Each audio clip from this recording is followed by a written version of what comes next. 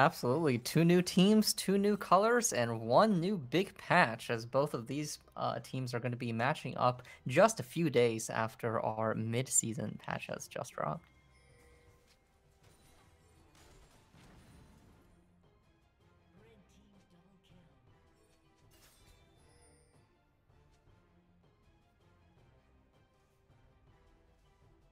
Yeah, and I'm very curious to see how that's going to shift the meta. I mean, we haven't had enough time to see kind of what the effects on that have been on pro play just yet. So a lot of this is going to have to come down to the players to see, are they going to pivot more towards just their own champion comfort? Are they going to stick with things that were strong in the previous patch? Or have they been able to figure out like a thing or two on which champions might be in a bit of a better position with all the new changes? Yeah, and so far SBU Purple, they've picked up the Jinx first pick here, so definitely so far a classic from the previous, something we've seen a lot in MSI, and it's going to get traded right back with a Lulu, paired presumably with another sort of a scaling carry here. So seems like both teams are likely going to be indexing some focus on towards their bot lane. So now I want to take a look at. Ooh. Okay, looks like maybe a marksman's going to be get locked in. It will be Twitch has the choice. Yeah, so as I answered to Jinx, that's pretty interesting. I mean, it's certainly a champion that can make the game very volatile. Twitch, if not being watched out carefully for, can blow open a lot of opportunities, both in the bot lane and via roams. And of course, probably the strongest opening burst of any AD carry in the game. So definitely something that I'll keep in my eyes on. Yeah, and now with two more picks here for SBU Purple to lock in, back to something that we've seen quite a bit in the highest level of play, all the way on down. A Thresh lock-in provides a lot of utility, can give those engage options too. And I mean, when you got a couple squishy targets like the Twitch and the Lulu as available targets, either of them are going to be great to be able to hook in. Yeah, and I actually really like this selection here. It both offers some good laning pressure against the Twitch and the Lulu, and also later on, as Twitch gets his powerful stealth ability, you can always play Lantern and be there to fish at least one crucial member out of hot water, should it be possible. And Wukong as a follow-up, I really like that as well. Very effective on just getting onto carries, and someone immobile as a Twitch, that can pose a very big threat. Yeah, and there's still one more pick for Team Death Knights Blue here, but because both bot lanes have locked themselves in here, Potato, like, I'm curious, I got some insights too, but I'm kind of curious here. Jinx Thresh, Lulu Twitch, what side do you want to be on if you're going to be picking, either marksman or support? Like, where do you want to be playing this side of the matchup? Well, I'm personally probably the worst Twitch player you've ever seen in your life, so I'm 100% going towards Jinx Thresh. But I do think that these draft picks so far, I probably still favor SBU's pick. I mean, if they're able to kind of successfully keep an eye out or keep a mind out for Twitch and team fights, I think their win con is a fair bit easier. You can Thresh Lantern Jinx out of lane if Twitch is ever going to try and ult her for kind of one of those like surprise lane ganks. And in team fights, I think it's just really hard as a Twitch to kind of keep yourself safe from a Wukong unless your team is playing strongly for you. And I think that's why we see something like Poppy picked up as an R3 pick for Team Death Knights Blue here, because that at least can deny some of this potential engage. A lot of what TDK Blue has opted into now is more of that peel and that hold space for Twitch to spray and pray, rat-a-tat-tat all over the enemy team, because you've picked already two very supportive options, with Lulu being one of them, as well as like Twitch right now is sitting up there as rank 6 on the ADC tier list here. Out of 34 on this most recent patch. And a lot of that is, thanks to new items like Static Shiv getting reintroduced and the new Winsu's Rage play that's giving more on hit damage. And so, Jinx is a tried and true ADC we've seen at all levels of play, all the way to the top very recently, very prevalently. But Twitch, not something at this highest level, or at least this mid-diamond and competitive that has really been shown its face very much. Yeah, absolutely. And I'm pretty curious to see what kinds of builds both of these players will be going for. I think right now there's just a lot of flexibility and different options in terms of what you can try and build towards before kind of all the players have had time to get a lot of data on the patch and figure out kind of what the more standard builds are. And we also see a lot of these big top laners getting taken out, especially ones with easy access to backlining. Malphite, Cassante, these are people that can absolutely mess up a carry. Stay Olaf also just just able to skip through all the CC. Mordekaiser able to isolate someone. So we're gonna maybe be seeing some more utility picks coming out here. Yeah. Ornn is already picked up for TDK, and we'll have to see what the response is for SBU.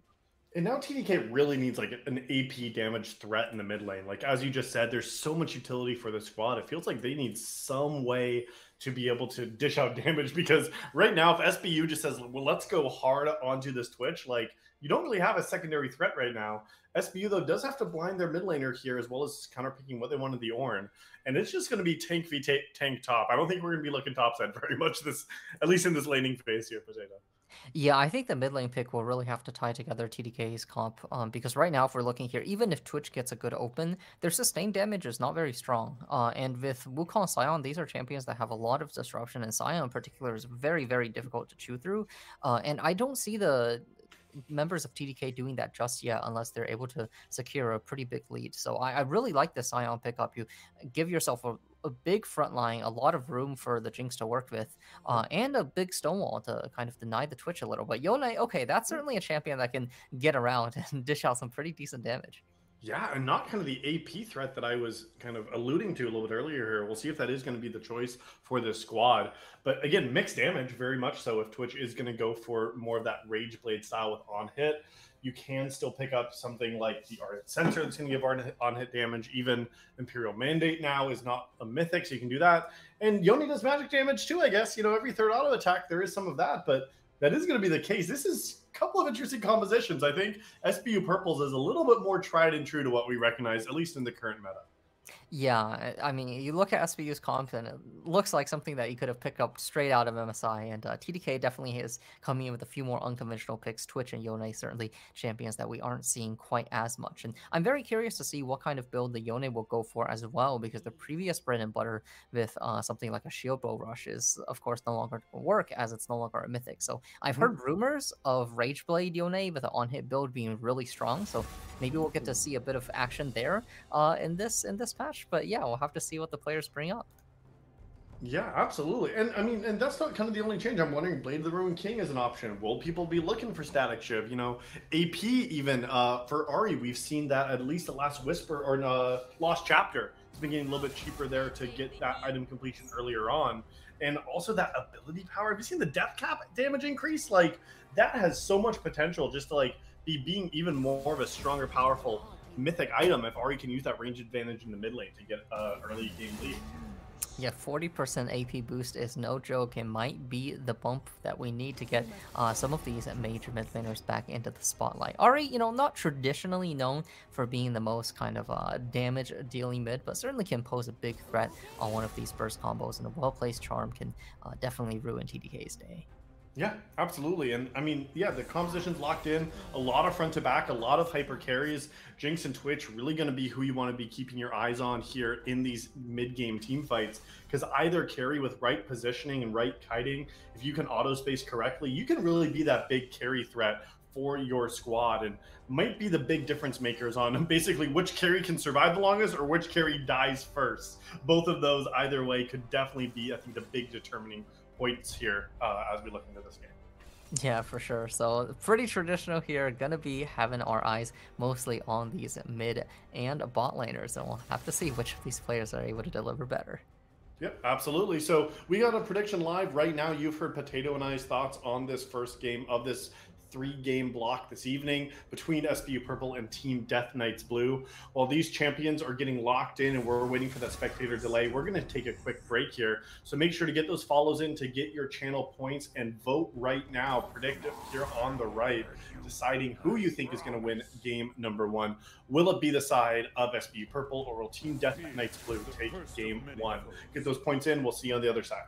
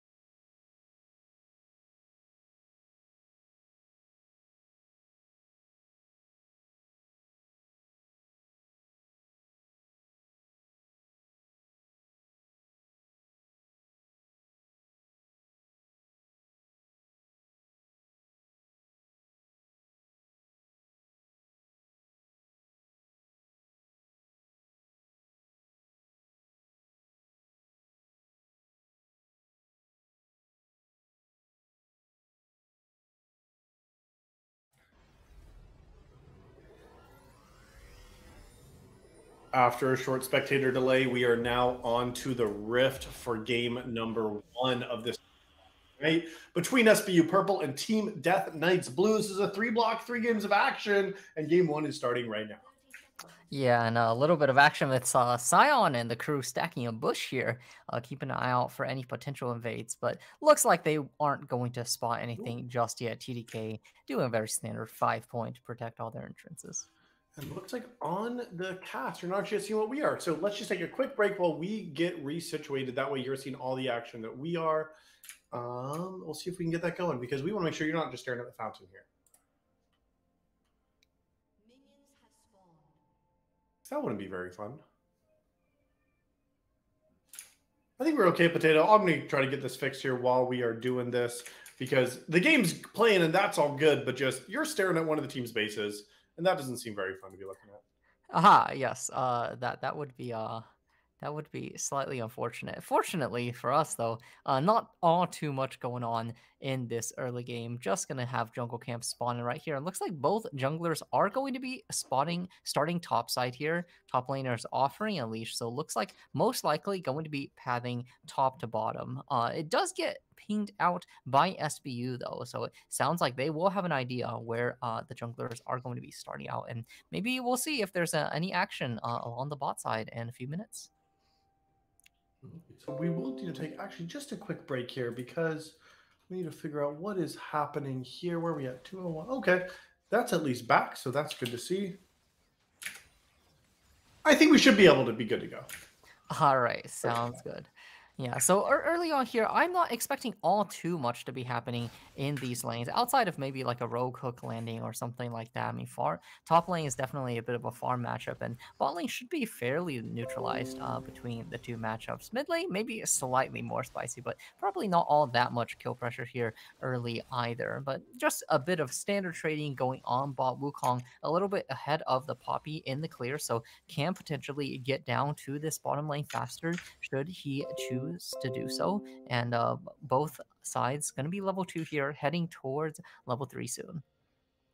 And we do see an early gank here in the mid lane from Vision of Empire trying to chase out onto the RE, but Pindadoge is able to dodge that out successfully, and looks like both junglers are going to find themselves, mark each other in this kind of top area of the jungle here, taking toast in the top lane, also taking a bit of punishment from Shens, who's giving the Ornn beat down here. Whack, whack, whack, flashes to follow up on it, is not quite able to close out the kill, but that is top laner flashes traded there in the top lane. Wave coming into taking toast, and there's the charge from Shens and the first blood with the Ornn pillar. So this showing some matchup mastery here, taking down the side on what we thought would be a pretty inactive top lane. And oh, there we have a pause briefly, as we are told that the support for TDK is lagging for the moment. And hopefully they're back right away, and that seems to be the case. But yeah, a lane that we didn't think was going to be having very much action actually turns to be the first one. Now bot lane's the focus. Yep, Martragon gets lanterned in. A bit of a late flash flay means that Saber is able to survive there, but it is both summoners expended for the Lulu, so definitely a bit vulnerable for a regank potentially. Vendor also forced to burn the ghost there, so pretty successful, all things considered. Not too much tempo loss on the map either. Yeah, but that is going to be at least a trade of some summoner spells as well. Saber's waifu now is going to be even more vulnerable on this squishy target, but still not afraid at all to start trading. And I don't think that Martragon knows that it is warded. So Poppy now has found a flank on the bot side. Yeah, Vision of Empire is still full here, going for potentially a Krug's invade against the Wukong. Not sure which of these two junglers is going to be able to win that off. Does end up using all the abilities on the clone here, so both junglers here kind of stuck here at Krug's. We do have Pindadoge moving in to try and offer some support over to Martragon, but looks like Poppy might just be out. Just a few small bits of camps taken, but otherwise nothing too much coming out of that invade. Yeah, and I did think there that maybe Poppy had a really creative angle to be able to find a wrap around, but ultimately just got pushed out of there. Sequencing for both these junglers is absolutely matched, and I mean, taking Toast seems to be taking the beating here in this top lane so far. Shen's 2-2-3 really seems to be getting the better in the CS department. And, you know, Sion has said, all right, I'm just going to go Colt, try to get some extra gold later, and just try to become that beefy boy for that my team needs later on. Yeah, and it seems like Poppy is picking up on this weakness on the top side already, positioning for a dive. Taking Toast does have that warded out, but is going to just be stuck under their tower. There's the Dark Harvest proc, and you've got to think that the Poppy stun is coming in shortly after. Actually does not quite get the stun. Shin's taken down to 1 HP. Pentadosh coming in here trying to find the kill, but Shin's is able to hit level 6. There's the Or, but it's not quite enough. So much damage taken from the tower and from these minions. Vision of Empire flashes out, but there's the follow flash from Pentadosh to pick it up. 1 for 2 in the top lane dive there. Maybe a little over ambitious or maybe slightly misexecuted. Time will tell, but Taken Toast able to make the best out of a bad situation with the help of their team.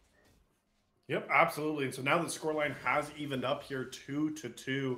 And looks like having 1 kill apiece on both your jungle and mid is actually where you want to be if you are SBU purple.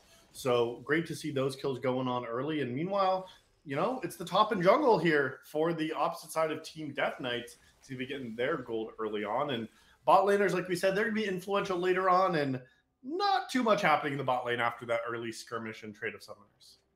Yeah, and we already have the heal and ghost both coming up soon, so we'll have to see if the rest of the timer will get punished at all, but for now, seems like all is calm in the bottom lane. Both mid laners training with each other a little bit, and here comes Vision of Empire. Once again, the ultimate for Pentadosh is available, so no kill to be found there, but that does mean that Poppy gets spotted there on the bot side. Yeah, Poppy gets spotted there, and as I take a look in Twitch's inventory, what are all the... I feel like there's new items now that this recurve bow builds into. Am I crazy with that? You know, I haven't played enough to say, but I'm assuming that might end up going to a Bork. I think that's probably still something that comes out of recurve. Yeah, I think so too. I know I'm supposed to be the analyst here, Potato, but I'm like, yeah. I don't know. I played 0 games of ADC before and since this patch. I remember reading all the recipes, and they changed a lot. I know Noon Quiver is no longer the default mythic item, and that's still what I'm seeing in Jinx's inventory, so maybe they missed the freak rundown. I think that one is probably going to go towards a Stormraiser, and it's something that we've seen a lot of ADCs rush nowadays, so actually still doing Mythic second, Stormraiser first, just to get that smallly of stats, but hold that thought as Sheepan is going to be polymorphed and taken down. Martragon going to try and come here for a counter gank, does go in for the engage, but the Poppy Dark Harvest is just doing so much damage. Vendor, Lethal Tempo fully stacked here, does mean that the bot lane and the jungler will have to back away here, so that's just one free pickup off another great play. Saber's waifu with the heal as well, forcing Minatona's flash, and there's the flash follow. AllO getting another kill over to Vendor. A big win on the bot side here for TDK. Yeah, the missed hook from Sheepan just absolutely escalated. Pentadosh wants something to say about it though, but hasn't found the Twitch yet. Will Vendor escape? Yeah, Vendor is very stealthy here, and it looks like he is going to be out. Pentadosh unable to find that sneaky little rat, comes out with a 2-0, and I guess we'll have our questions answered soon as for which item the Twitch is going to go for, because that's a lot of gold that just made its way into his pocket. Yeah, that's going to be massive here. Already 150 gold shutdown sitting on that Twitch here, and I mean, man, even though Pentadosh got down there and committed the ultimate, that slippery, slidey rat would just head on out of there. And you're right, seeing these other items in here, looking like completed the Room of the King, going to be the first item completed now for Vendor. Yeah, unless they change that recipe as well. It does seem like it is the way it's headed. And then here we go. Top lane still continuing the pressure, taking Toast. Force the flash once again, but Ornn does not even need to follow flash this time. Just takes his big fist and slams it all over Sion's face, getting a significant advantage here. Now 0-3 in the top lane are going to start crashing the wave, maybe pressuring for a plate soon. And it's all kind of positive. There's Shrisai also getting another pickup to Pentadosh. This flashless Ahri expended in that bot lane play is going to mean another kill going over to the mid laner. Yeah, that flash was still on cooldown, but the ultimate critically that was expended bot, because Shrisai saw that there was no ultimate available and all of those spirit rushes were not able to be used, it just gave free pickings under tower for Shrisai to deny the wave and steal the fate here. Now 2v2 bot lane.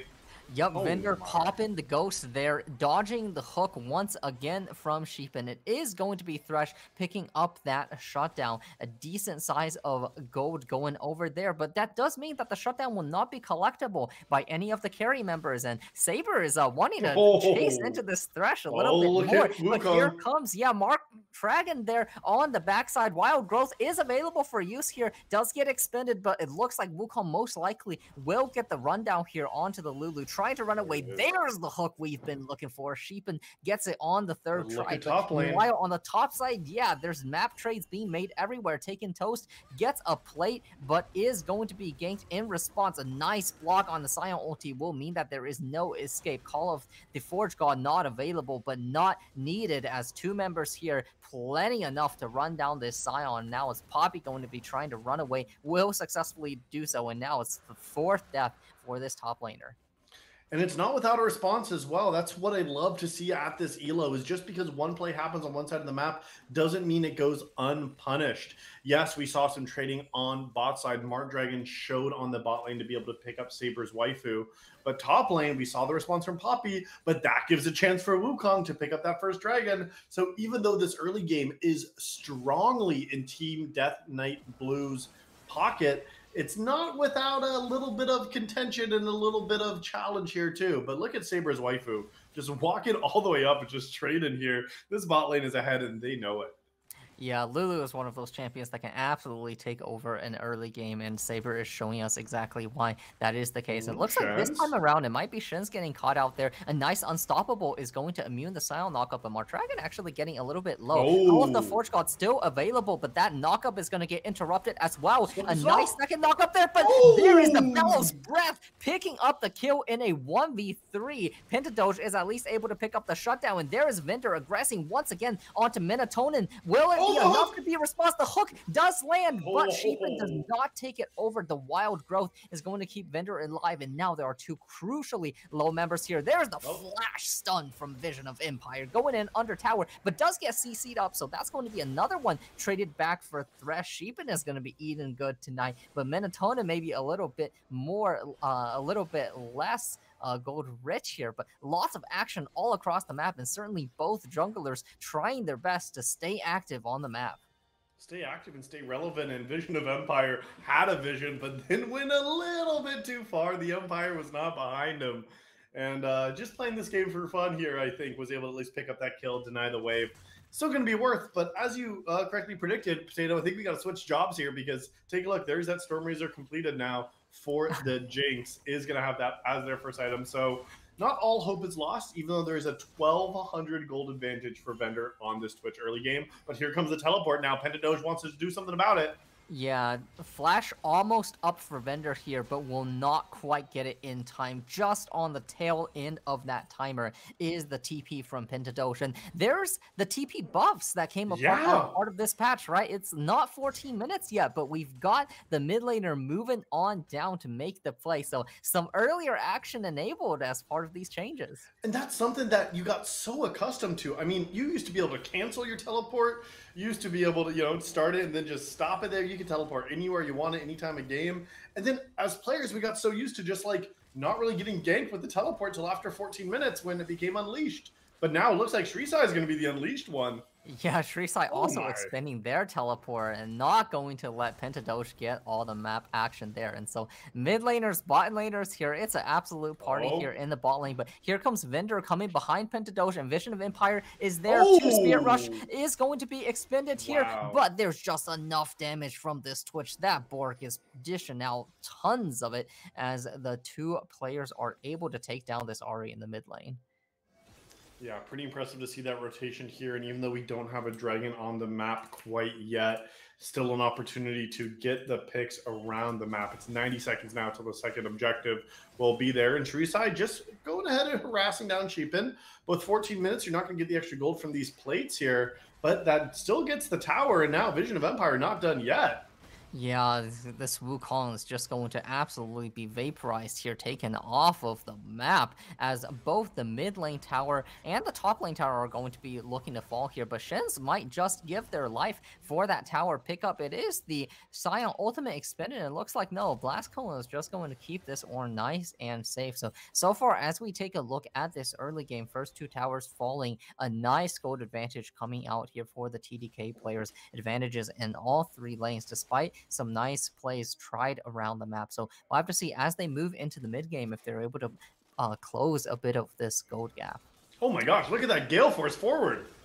Yeah, Shrisai definitely taken this new Gale Force to the best of its potential, maybe catching Minotona a little bit by surprise there, as the gap closing ability of the Yone just so powerful, able to come across and dash just from 2, maybe even 3 screens away. But there's Pentadosh waiting in the bush, gets the charm onto Shrisai, and we've got to see the Fate Sealed not quite available just yet, goes into the Spirit Realm, gets the Wild Growth as well, but there's the nice CC, the hook from Sheepin is going to take it down. Another big shutdown going over to Pentadoja's pockets, and now just straight up caught up in gold with the Yone vendor, going to also walk bot lane to see if there's any tail end of the fight to find, but looks like it will not be. 4 members assembling here now for the Dragon, 4 members for the opposing side as well. TP available for Taking Toast should he wish to join in, but looks like this one is going to go over uncontested.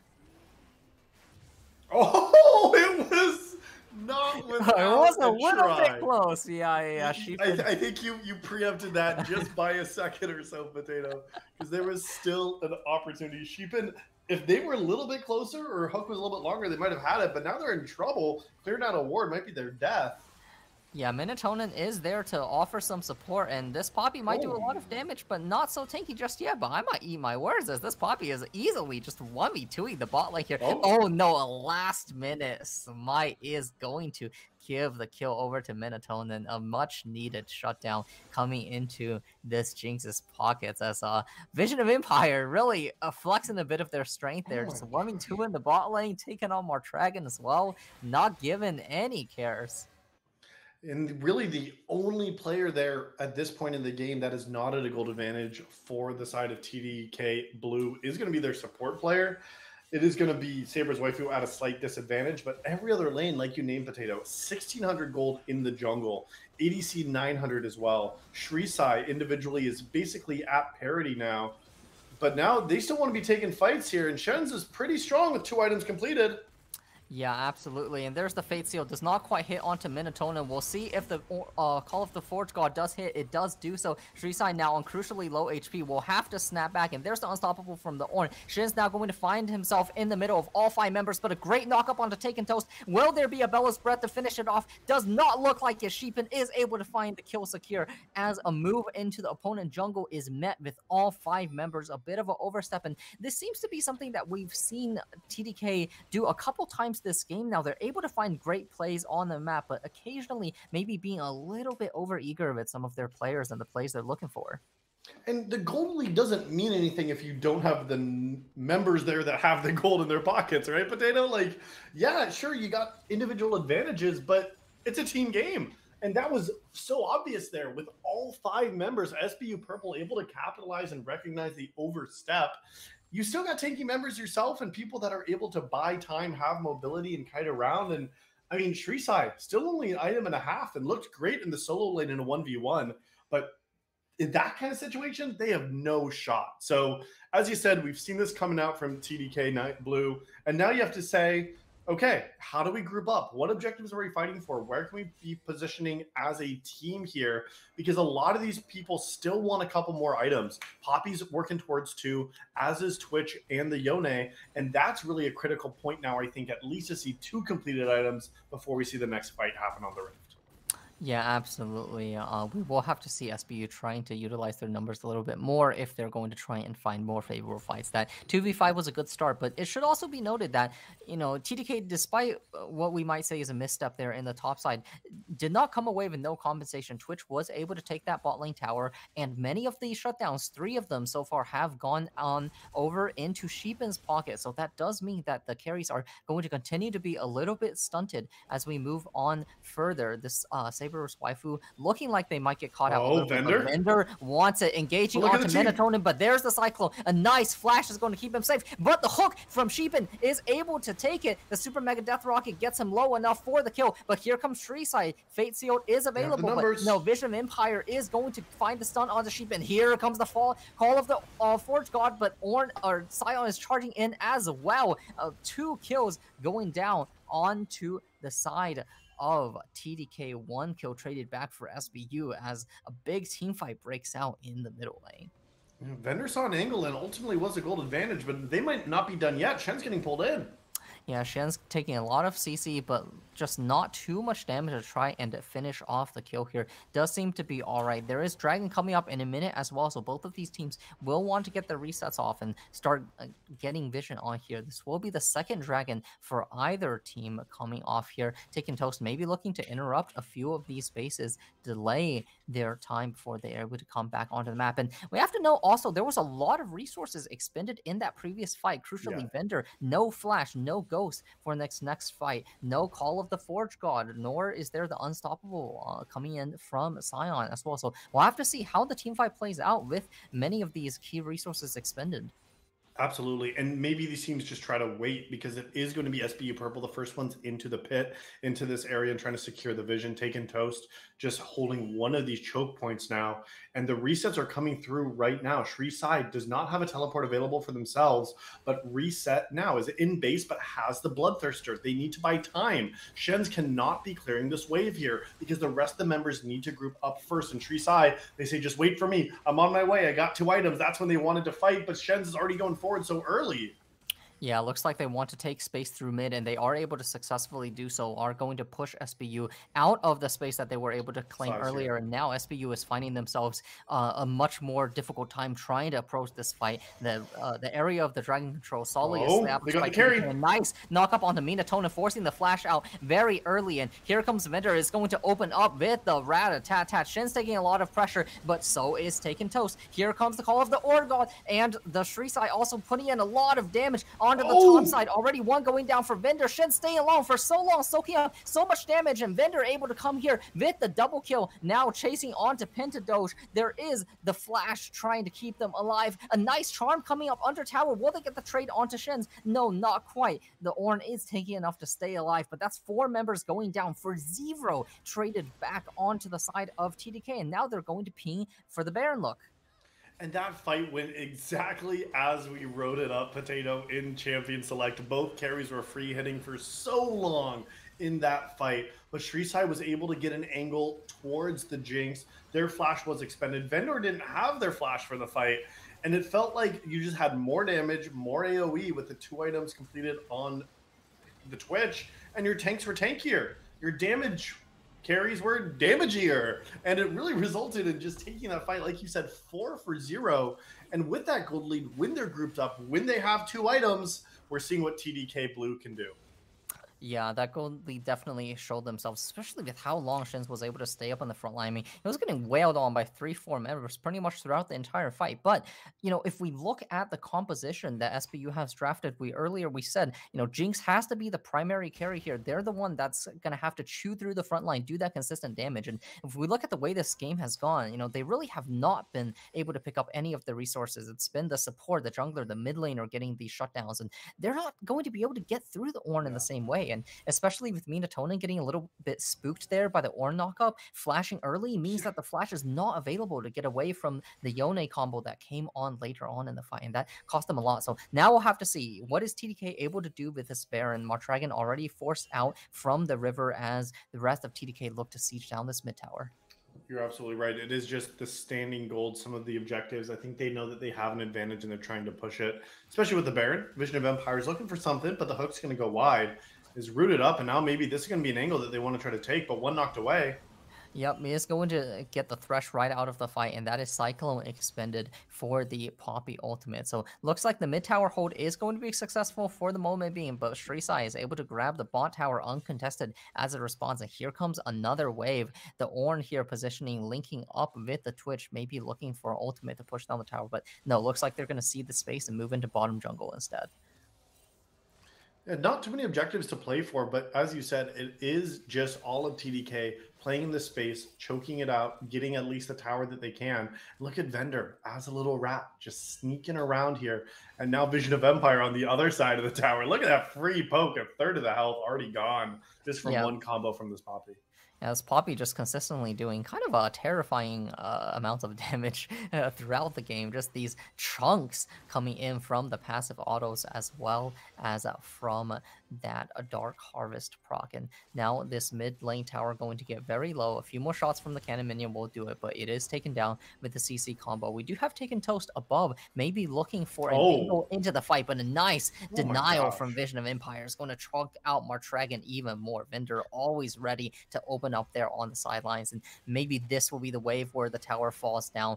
The CC from Sheepan misses, and that means the team will have to back up, and mid tower falls, top tower is going to go down as well. Another 600 going into Shri Sai's pocket. The ultimate is going to miss, and the Gale Force will not keep them safe, but meanwhile Orin's just looking to absolutely solo Minatonin there in the mid lane. The rest of the members of TDK are here in the top side ready to put on a fight. Minatonin does fall to Orin, and there's Vendor opening up. It is going to be Sheepan going down. Taken Toast is next in their size. The Poppy stun does not quite land, but Vendor is just ghosting forward, does not care. Auto. This Twitch has so much on him. Will the expunge be enough? Looks like not quite. The regen from the fountain is going to keep Taken Toast alive just for the moment being, but the base is in shambles. Only 2 inhibitor towers standing. This top inhibitor going to go down as well. A rough sequence of events for SBU.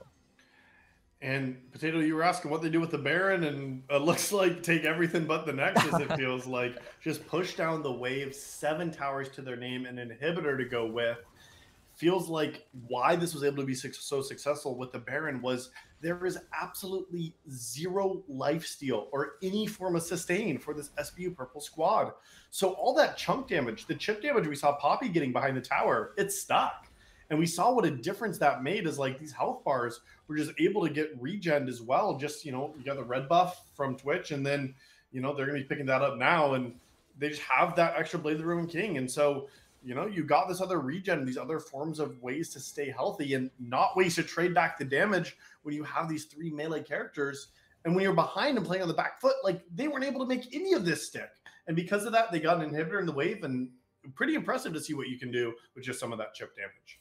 Yeah, absolutely. And it seems like Vision of Empire is able to just be really cheeky throughout the course of this game in general, looking for small chunks here and there, you know, kind of throughout the middle game and into these last few moments, as Taken Toast is going to be taking a fair amount of damage. And here's the chunk we're talking about, but it might be more than that, as Pentatoast falls down to 20% HP. Vendor being aggressed on by 2, but is still able to stay healthy and alive. Which is dead. Taken Toast going down. Yeah, it is at least the carry traded back, and Saber taking a lot of damage too, but Shri Sai chases down Pentadoge in their own base, as Jinx is not able to join the fight, forced to just clear out waves in the top lane, instead falling to 50% HP just from the super minions, and that's going to open up mid inhib as well. Bots soon to follow, as Shen's is able to escort the wave, but maybe they just look straight for the end there. There is the soul going out from Yone. Vision of Empire looking to get the first hits onto the tower. There's the flash almost done onto Minatonin, but it doesn't matter if that doesn't land, as the members just flash forward looking for the finish. As the respawns. Tower almost goes down, but yeah, the members excited have come back. There's the first reset. Is the chase onto Shen going to be successful? The zap does land, as does the hook. A few more autos will do it, and looks like they will get that takedown. Martragan traded back in response by Shri Sai. So 2 kills found, at least 2 inhibitors down in exchange though, and you know there's probably just 1 or 2 more pushes left needed for TDK to close out this game, but we'll have to see if SBU is able to hold on the rest of the onslaught. Yeah, Taken Toast starting to get to that critical mass themselves as well, and that was great for Minatonin, like you were naming, to be able to get some of those kills, get excited and play the fight. I think that maybe a little bit too hungry for blood TDK was there. They weren't looking for the towers. They were looking for the cold. They wanted to slay more players. And after the respawns came through, just really no way to be able to continue that fight. And a couple of great shutdowns. And yeah, it's still looking like it. Maybe a couple more pushes could end it from TDK, but this isn't a game that SBU Purple is completely out of yet. We have 3 items now on Jinx and almost to a death cap as well for Ari, just about 100 gold now. And, we saw how strong Sion was in that 1v1 versus Shrisai. Got a lot of magic damage. There's still a world, I think, if with a right team fight, with a right pick, maybe they can still look for something. Yeah, with proper execution, it could be possible. And I think a lot of it will also come down to if they are able to get that reset onto Minatolan early in the fight could be a big changer. Maybe if we are able to see a clutch charm coming out from this Ari or something similar. But this in the makes it meantime, harder now. yeah, definitely. Baron going down with 2 inhibitors cracked is going to make holding the base a lot harder. If we earlier thought the super minions were doing a lot of damage to Jinx, well, just you wait, as this time around it's going to be 4 members in the mid lane marching on down as Shrisai looks to solo out Taken Toes. This Sion not able to survive the onslaught this time around. And with that big front line gone, you've got to imagine the rest of the team fight is going to be much harder. Vendor opens up on the front line, does get charmed up, but there's enough damage and enough sustain to keep them nice and healthy. Thresh gets knocked away, and that means Minatonin is going to be free pickings for the members of TDK. Martragian has to invest the Cyclone just to get away. Vendor very confidently just sidestepping the hook, opening up on this Thresh, flashing in for a bit of Sion. That's going to be the first Nexus of the series going down. Victory to TDK. Hard-fought win there, but ultimately TDK, the better team fighters, after a couple of oversteps and missteps, they regrouped, recalculated, won the team fights, were able to get the game off of it there. It was really that dragon fight that seemed to be the turning point to give them the first Baron and made such a difference and was instrumental in picking up them the win.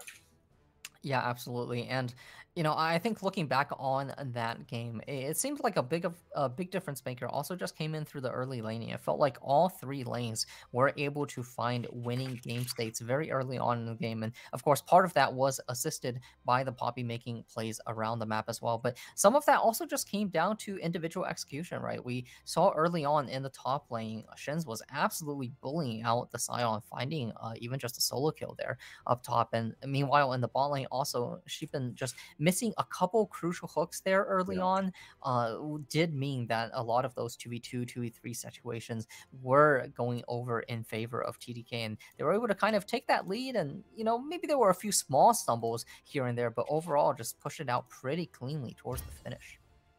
They absolutely were able to, and you're right, it was those small missteps, and at this level, that's really what it comes down to. Once a team gets the ball rolling, unless they can find some critical mistake, it's so hard to be able to really regroup and circle back after that goal deficit. And I mean, a lot of SBU Purple's in the deficit for nearly the entire game. Like we pointed out, the only member of SBU Purple with a goal lead around the 14-minute mark was their Thresh. And that's just not setting you up to be in a winning position here. And I think they had a standard composition. We talked about that these are champions that, like, it feels like an MSI draft. Like, at the highest level, these champions together can be successful, but they just weren't able to get the individual leads and had a couple of missteps that just allowed Vendor, as well as all of TDK, to just really steamroll through. And all it took was that one fight, that one Baron. The base got destroyed, and the game was shortly after. Yeah, absolutely. So definitely will have to be a few adjustments coming out for SBU if they're going to try and find victory in these second and third games. We do have players just joining in the lobby with us. So we'll be there in draft shortly. Stay right where we are, and we'll see y'all soon.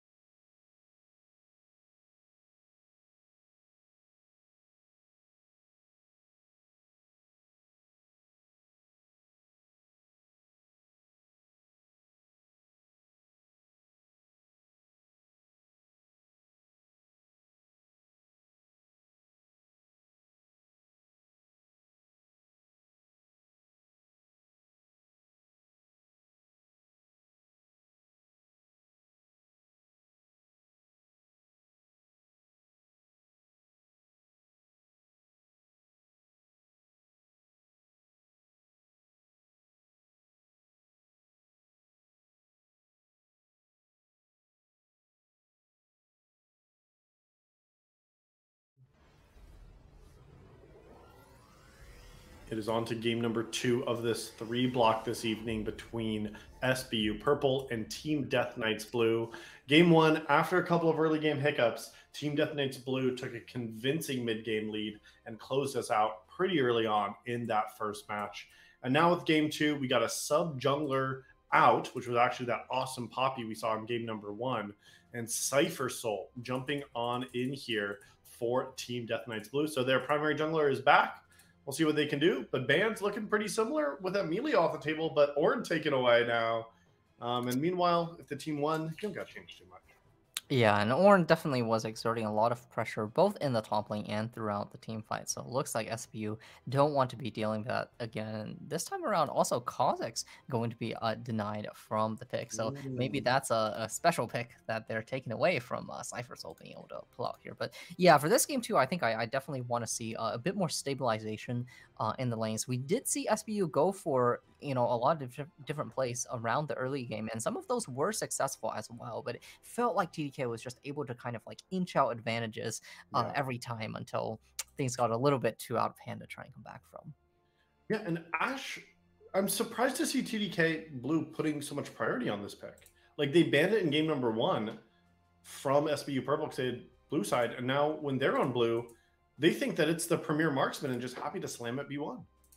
Yeah, and I don't know how much of that is their read on the strength of the champion. I think it might be just more of a denial choice against Melatonin. It is one of their most played ADCs and the one that, at least in solo queue, it seems like they've had the most success with. So maybe TDK is prioritizing it for that reason. But Blitzcrank immediately slammed here for SBU Purple. So definitely a bit of a spicy choice and something that can certainly punish an Ashe if their positioning isn't careful enough. And same with that burst potential with Jhin as well. And I mean, Sheepin, we talked about in the post game briefly there, Potato, but this was a player does have Blitzcrank actually as their icon in game, and is something that I'm sure they're proficient with. But we saw in game 1, Vendor didn't seem to have too much of a problem just walking around those hooks coming out from Thresh. And so, Sheepin will have to see what they can do on this Blitzcrank. It's similar stylistically at least, but so reliant on landing those rocket grabs that if you don't have that, you don't have a whole lot else in your kit. So TDK now has to pivot just a little bit, adding some utility, but seeing Ashe and Ezreal on the same team, I expect to see one of these champions go in mid or maybe even an Ashe support. Yeah, I'm going to assume here it's probably an Ezreal bot to buff around with the Blitzcrank hook with an Ashe support. But definitely could be Ezreal mid for a bit of spice. And yeah, like you mentioned, Vinder absolutely just moving around with a lot of confidence in that previous game, kind of like walking directly into Thresh range and just having confidence that they would be able to have the sidestep, no cleanse necessary. And Blitzcrank Jhin, this is a lane that's punishable if the skill shots miss. Ashe in particular, if they go something like approach velocity, can just run these champions down and have a very free window of aggression anytime that hook is down. So we'll have to see how that ends up going for the spot lane. And speaking of punishability, I mean, Jarvan IV does a great job at capitalizing on immobile champions with dashes. And SPU Purple, they saw the Poppy last game, they see the J4 this game, they say, hey, it's our turn for that champ. So J4 really trying to punish the immobility here, but Poppy trying to shut down that engage from the Demacian champ. Yeah, and we'll have to see whether this Poppy pick is going to be able to be an effective warden for their backline this time around. And we'll also have to see where this Poppy goes. I mean, we've seen it both as a top laner, as a jungler. Maybe they're a little bit inspired by that previous game and want to take a jungle, or maybe they're just going to leave it up as a flex, as a good top lane tank as well. Yeah, absolutely. And as we see top laners being banned away, I expect to see SBU Purple letting us know exactly where it is going on R4. But, maybe they ban some 2 top laners, they blind their own and hold mid lane for themselves. But you got to be thinking right now, SBU Purple, are you saying, is this an Ezreal mid? Is this an Ezreal Ashe bot lane? Like, there's still a lot of questions to be answered from the squad. And that's something we got to give props to TDK Blue for, because even in the last game as well, we saw something pretty similar, that they held the mid lane on till later. They had 3 kind of utility supporting champions to go along with that Twitch. And then we're able to round it out with the Yone that had some success too. So feels like TDK Blue is drafting pretty well here. And just like game 1, though, like so many topside bans. Yeah, definitely the top laners are receiving a lot of focus here. And I'm also interested in how SBU is going to round out this draft, because just looking at these first 3 picks, the damage profile is not the most diverse or the most strong. I mean, Jhin is not a champion that's really known for their ability to dish out a bunch of DPS. They have a lot of utility, pick potential, and a lot of threat onto low HP targets. But if TDK is going to slam something like a Scion in the top lane, it could be a little difficult to chew through them. But Cassante now going to be picked up for Ooh, SBU. That's a champion we've seen a lot at the highest levels, both in top and mid, and yeah. can definitely be a little terrifying once it gets going. But I'm liking the response. I'm liking the wombo and the combo if Ori is going to get locked in as it's being covered right now. You're right. Still flexibility with Cassante. I mean, right now my bets would be on Cassante top, Poppy jungle. But like you said, there's still flexibility. But TDK saying, we won when we grouped up and we want to do the same thing here with some of these key ultimate targets. Granted, there's still some beefy frontliners here, Poppy and Cassante, no one you can shake a stick at or, command Shockwave and expect 100 to 0 these kind of players. Yeah, It's far absolutely. enough away too. Yeah, that's certainly true. And Ezreal is a champion that can take a lot of execution to get the most out of as well. So maybe able to bust through these tanks, maybe not. We'll have to see how it ends up going. But it seems like with these Oh, picks, it does mean it's going to be Ezreal Ashball and Mundo. As we're talking about a big top laner to soak some stuff up, definitely fits that profile. yeah, and Ash support. I have not seen Ash support in a while. It was a premier ADC or support ADC support, I guess, right? Like as a support champ early on in the season, Arcane Comet had so much value. Like you were able to just W max and poke out. But right now, D plus tier it's sitting at 45% win rate, at least in solo queue. And Diamond Plus doesn't fare much better at all. So don't like to see that. But now Echo, I mean, I almost have more questions than answers, Potato. Yeah, definitely not the most conventional of drafts. If we're talking about like things that we usually see in the competitive scene or things that have historically been good in previous patches, but it is a new patch, and so if there is time to come up with some unconventional things, this might be the time to do it. And we were talking about Ashe support earlier. It is a champion that's been damaged a lot by a slew of nerfs. First we had that.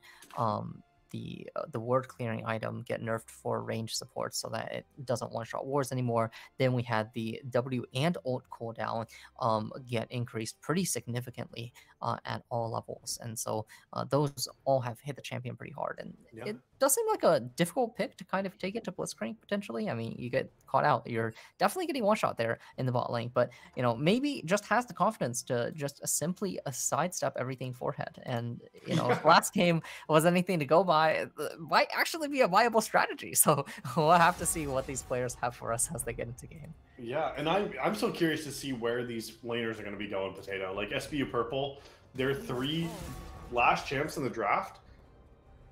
There's still some flexibility, right?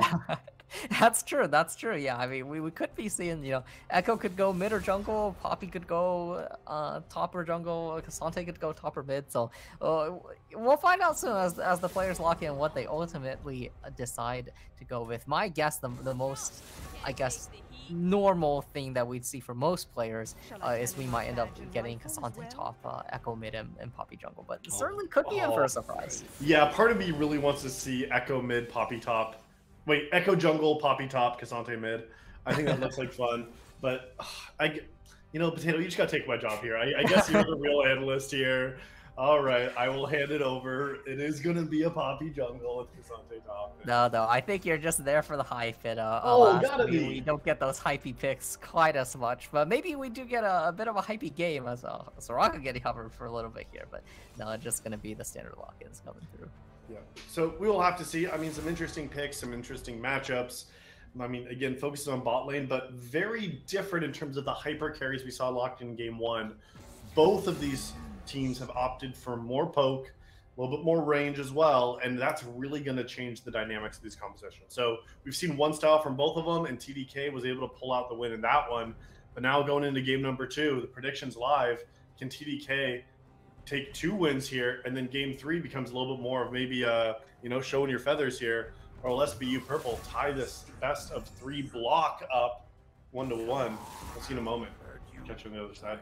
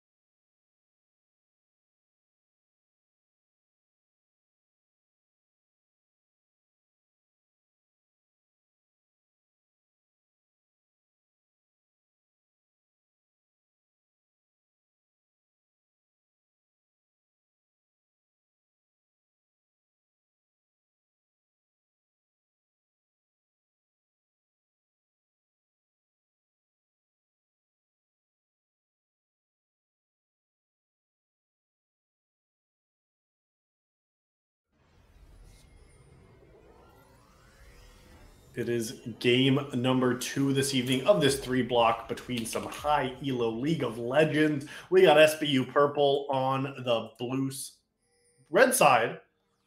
And on the blue side, we got Shrisai. I am Llama. I got Potato. We got Invades. It's time for League of Legends. It is time, and we've got a 5-stack in the bush here as Sheepin is looking for a bit of action.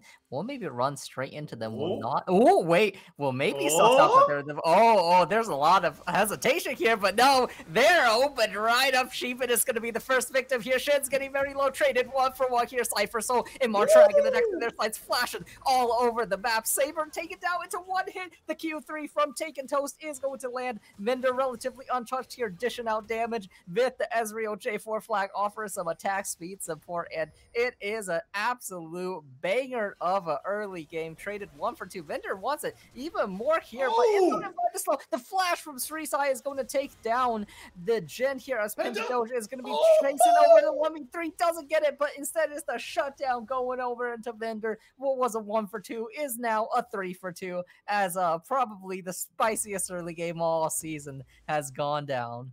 And that's how we want our League of Legends. We want it fast. We want it furious. We want level 1 fights, and that delivered. Sheepin, the only one with Summoner spells up because they died too fast to use them here.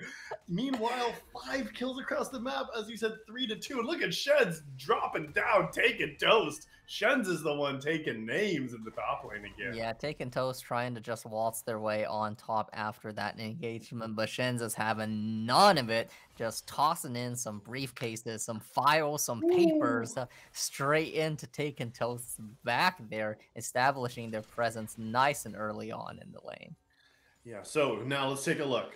Looks like an extra 800 gold. I don't know if that's all from, maybe some from the farm department too, but I mean, 800 gold up already here. That first blood, SBU Purple is down at a deficit this early on, 2 minutes into the game. And I mean, man, that was a level 1 that it looked like Team Death Knights was ready for because they stuck around and got the better of it for sure. Yeah, absolutely. And you ever wanted to just start your laning phase with the Lost Chapter as a mage? Well, now you get a chance to experience that. The Lost Chapter cost reduction here, making that possible, but still certainly a powerful pickup here in the early game. Yeah, that's something you typically don't see, right? Unless you're going to be starting with like the Amp Tome and then like backing after 3 waves. You can't start a game with a Lost Chapter, but Shrisai did with that gold reduction, like you were saying, and Pentadoja not afraid at all. And here comes Martyr Dragon. Yeah, and no flash on the story. Remember, expended in that level 1 and just gets shoved straight into tower. A shutdown coming over into Martragon's pockets. Yeah, Lost Chapter does not stop ganks from happening, Potato. You can start with as much gold as you want in your pockets, but if the Poppy's in town, you are going down.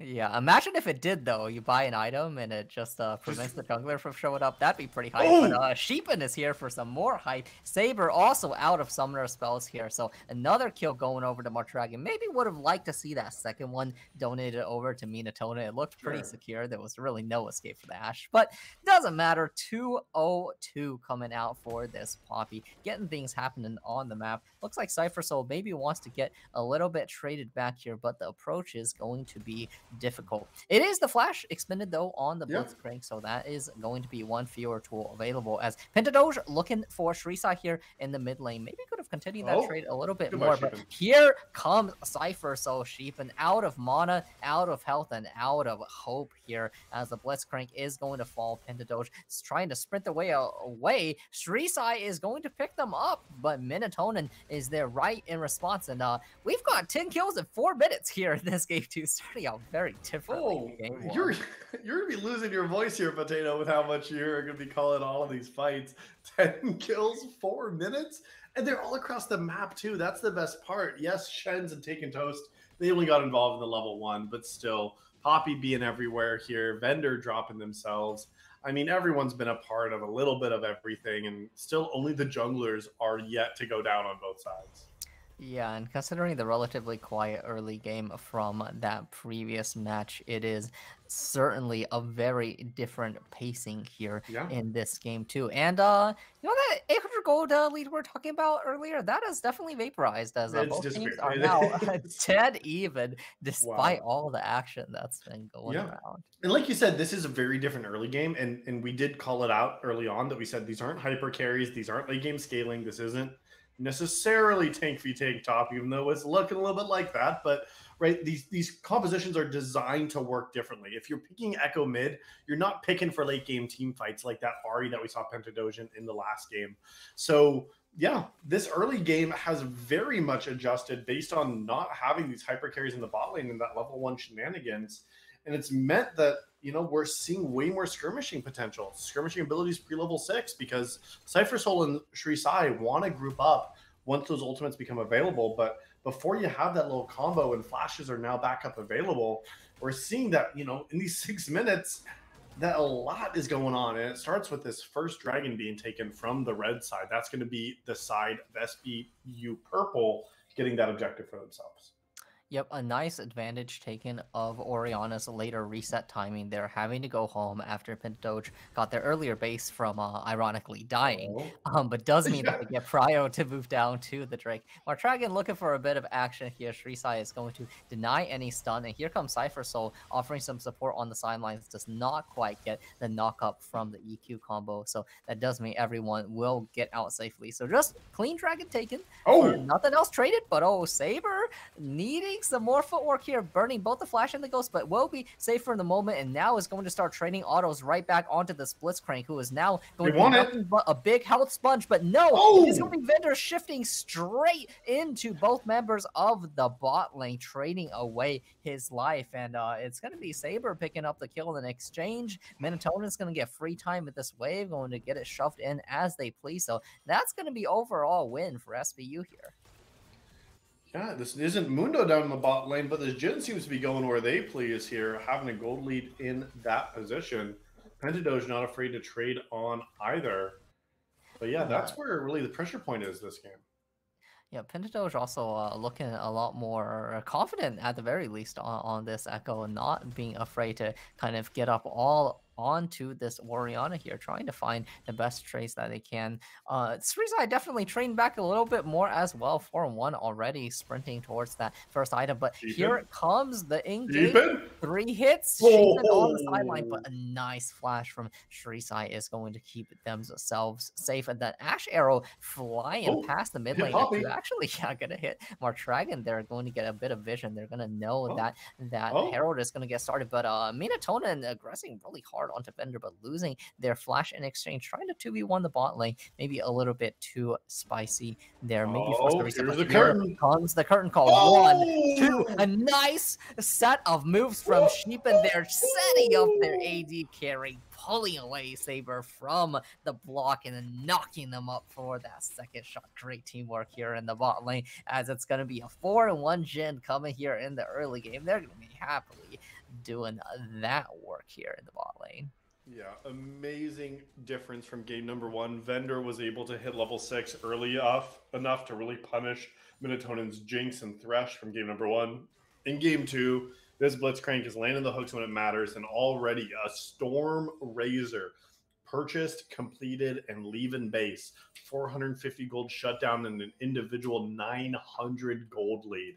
Let's see what Minotonen can do with this advantage, because Jin has to start being the difference maker now if Minatonen is going to take this game into their own hands. Yeah, and Jim Blitzcrank being ahead in this lane is a bit terrifying for the TDK bot lane, because like once you have that one-shot potential going in, you just exert so much pressure. It's going to be harder to do everything for the opposing bot laners. And remember, Saber still is without a flash here on the Ashe, so certainly very punishable, as we see another engage coming out into the mid lane. But the shockwave going to miss, the raw move speed and the snapback from Pentadoge just going to get it, trying to flash the way out to safety, as we see some more action in the top lane as well. The Ash Arrow is going to land true, so Cypher Soul is going to at least pick up the kill in exchange. Shen's the Mundo ultimate not going to keep them topped up enough to stay on safe hook and a miss there from Sheepin as But Vendor. look, It's going to maybe Vendor can't walk up. run straight into Minotona. The move speed from the Storm Razor offering a lot of value, but unfortunately the root not going to follow through. So no kill going to be found in response. Ezreal firing back the ultimate, getting a bit more damage with the True Shot Barrage, but everyone's staying healthy. Yeah, and you really called out, I mean, this bot lane too has been so instrumental. And I mean, even going back to draft, Ashe was B1. Maybe they took it with the idea of going support, but they felt like they kind of tunneled into that where, I was giving them credit for TDK to be adaptive in draft and find these angles. But as we're looking at how this lane is playing out, doesn't seem like a lane they had much game plan for, because Saber's waifu just really not able to get any meaningful poke damage down. And with being so immobile and not having flash like you named, any hook is almost certain death onto this Ashe. And yeah, trying to roam a little bit, get some vision for the team. And Vendor needed the Ezreal to try to counteract it. And it's just not working out for them like they had that Twitch Lulu combo in game 1. Yeah, and with this bot lane, if you just simply skill diff them, it can be a big advantage for the TDK. Dodge all the hooks, get your prio, get the shoving going on the tower, slowly whittle down the opponents. But the win condition for SBU is just so much simpler. Land a hook and win, right? Yeah. So as we see another one just slightly missing there, as Jin is going to take another base, picking up the tier 2 boots and the pickaxe here, maybe looking for this second dragon to get that stacking going. But it is going to be TDK, the first one's down to this area, and Jarvan the fourth is going to be able to take that Scuttle Crab, meaning it does give the blue side just a little bit more priority here. And with this vision that Mardigan does not know about, they might be in trouble now. Oh, the Command Shockwave misses. Yeah, Ashe Arrow and Shockwave both miss, but the hook does not, as Saber just getting their flashback is forced to immediately expend it. Shrisai with now no Shockwave available is going to get caught by the last shot of the curtain call, taken down there. I was going to say that TDK might have a bit of an advantage coming into this Drake, as they have a few more finished mythics. J4 had finished the Gore Drinker there, and the Leandry's also done for the Orianna, but with a over aggression there, some key ultimates missing, does mean that SBU is once again going to walk away with the advantage here in this game too. Very different from game number 1, Potato. We saw that the mid-game team fights, they were at such an advantage for TDK when they were at 5 members versus 5 members at key objectives. And that's just not going to be the case this game. Yes, you still have some wombo combo, but Shrisai, unfortunately, has had a couple of these ultimates go wide. And, I'm yet to see what this Orianna is going to be able to do in these fights. Feels like, again, maybe just a little bit of, happen circumstance by taking the Orianna to go with this J4 and have that ability to be successful. But yet to see this ability combo together in a successful way when it's needed the most. So yet to see. And now they might be the one getting in trouble. The flash is available. 3 members are up here, but J4 happy to take this Herald, and really happy if no one comes to contest. Yeah, a Dragon for Herald trade looks like, and maybe a top lane dive possible to follow, as Taken Toast getting very low from this Mundo harass. So we'll see if there is any movement on the top side. And, despite everything looking like it's coming up SBU's way, it is still very close in the Gold League. But hold that thought, as Saber is waifu, flashless there, is going to get punished once more. Minotona getting very low. A nice block from Sheepin, though, as Vendor flashes forward, is going to get taken down. Another double kill going over to this Jhin, further extending their lead here, as the bot lane win con continues to hold true. And it might be a Uno reverse card, as it's not going to be Taken Toast getting dove, rather it's going to be Shen's taking in some aggression from Martragan, their first to burn both the ultimate and the ghost to try and escape with their life, which they will successfully do, at least for the moment, as once again it's action all over the map. Not done yet. Next in their eyes. Yup, there's the Echo going in already. The Shockwave does land this time around to get the Poppy to disengage us. One auto followed by the flash command attack is going to turn another one into a win for Shrisai here. Orianna, maybe missing a couple Shockwaves here and there, but still picking up a few kills where it counts. And the kills are counting, and the kills that I'm looking at the most, it's not 1, 2, 3, 4. It is 5, 6, 7 for Jhin here. Minotonin, not only is it 7 kills, but look at that bounty right above. 700 gold. That's 1,000 gold at 15 minutes if you can take down that champion. Jin is having an awesome game, and Minatonin, in contrast to game number 1, where they just were not able to find the safety, are getting the snipes, getting the fourth shots. Pentadoge now trying to get on the bot side, but they might be in trouble if the team's not here. Yep, Enchanted Crystal Arrow going over. The Echo Ultimate still available, and there it is used. There's the Cataclysm going down, and there is Jin ulting from the enemy side of the map, doing a little bit of a throwback to the previous worlds. As Takedo's also getting Tower Dove here. A nice Poppy Ultimate disengage is going to keep Jin alive for the moment, but Saber is on the chase there in the mid lane. Looks like everyone is going to disengage. Just Sheepy going down there. Ashe forced to burn the Ghost to stay alive there. A lot of action continuing across the map, but this time around, TDK getting a bit of an advantage. And now, like, let's just pause for a moment, just take stock of where our game is at, because there's clearly one member on SBU Purple that you need to protect, and that is this Jin. Like, that is your damage dealer. That is the person you need to be keeping alive, and you need to be in front of him holding space.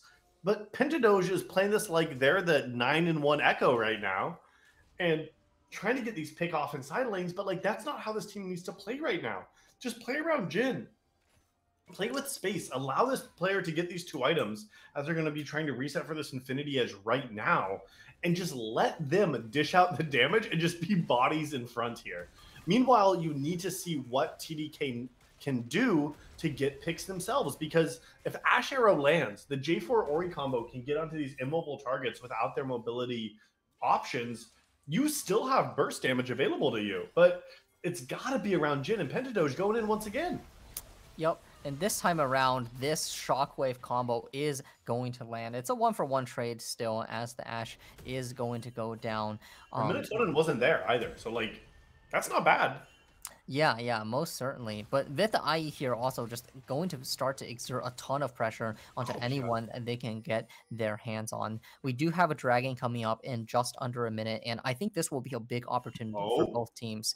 As Jin here getting caught by the Orion a little bit. Yep, no flash available, but no Shockwave either. You know what there is the Cataclysm still going to fourth shot the life out of Shreeside before going down. The 1k gold shutdown is going to get collected here by the J4, so at least not going on to one of the primary carries. And it is going to be the bot tower traded in response as well. So still a lot of gold going over, and Pentadoge once again aggressing, but there's 2 members rapidly collapsing here onto this play. There is no Echo Ultimate available. Is there Enchanted Crystal Arrow? No, not quite up here from the Ashe. So Pentadoge is going to get out with their life, but no TP available. Dragon in 10 seconds. It is going to be a bit awkward for both of these teams to get set up, as we have members from both sides trying to come up to this objective a little bit late for the spawn. Yeah, they're out of base right now. And I mean, you mentioned in that mid lane play, it was actually the Orion who picked up the bounty, and not quite the 1,000 gold, but still 850 for their pocket. Gives them 2 completed items as well as one of their needlessly large rods. Jin's getting into the area now, and ultimates are available for both sides. The only exception is that Cataclysm. Every other ultimate on the map is ready to fight, and maybe this is the play. 2 knocked away. Yep, 2 taken away from the Poppy, and Vendors just absolutely evaporated by Pentadoge, maybe making up for a bit of their sins earlier on. And without their ADC, will this mean that the Drake goes over? Jin does get the wave into tower. Shreeside is forced to match, and you've got to think that that means that the Dragon is going down.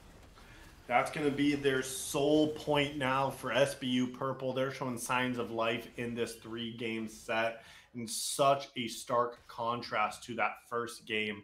When the carry is your carry, you got to make it happen, right? This ADC, the C isn't there for no reason, Potato, and he's showing up why. With that damage and the support from the team, this curtain call might be it.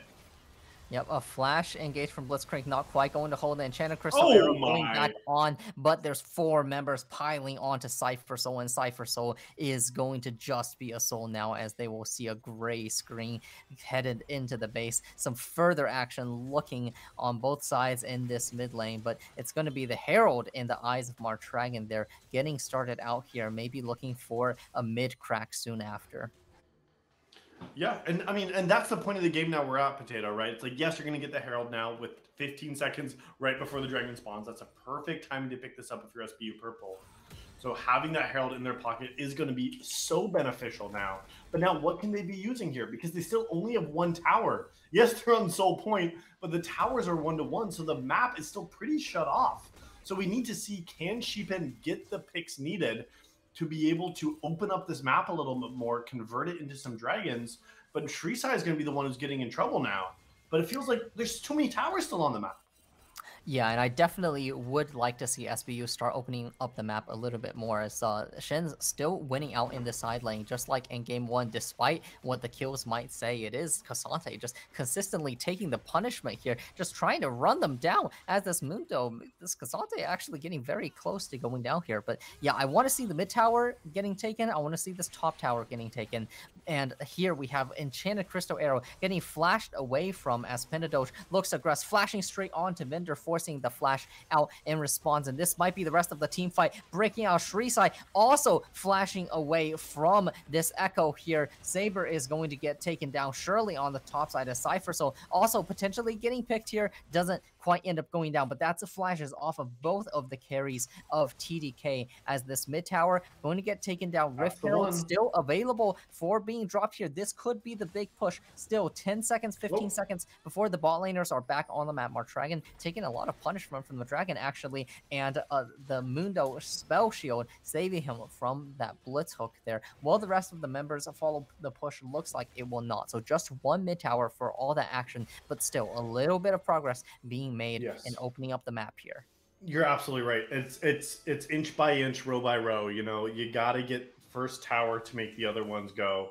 And it feels like it is those incremental steps that need to happen for SBU Purple to keep pushing their advantage. Because this is a squad that necessarily isn't like the late game monster when you take a look at what they have in their composition. But Shen's on Mundo can start getting pretty deadly and not go down, because your primary threat to take through them is going to be the Jhin. And if Jhin doesn't have it, maybe there's not much there. But what a great arrow from downtown. Shut down. Pentadoge caught shopping in the window, and that's going to cost them 800 gold. That's going in J4's pocket.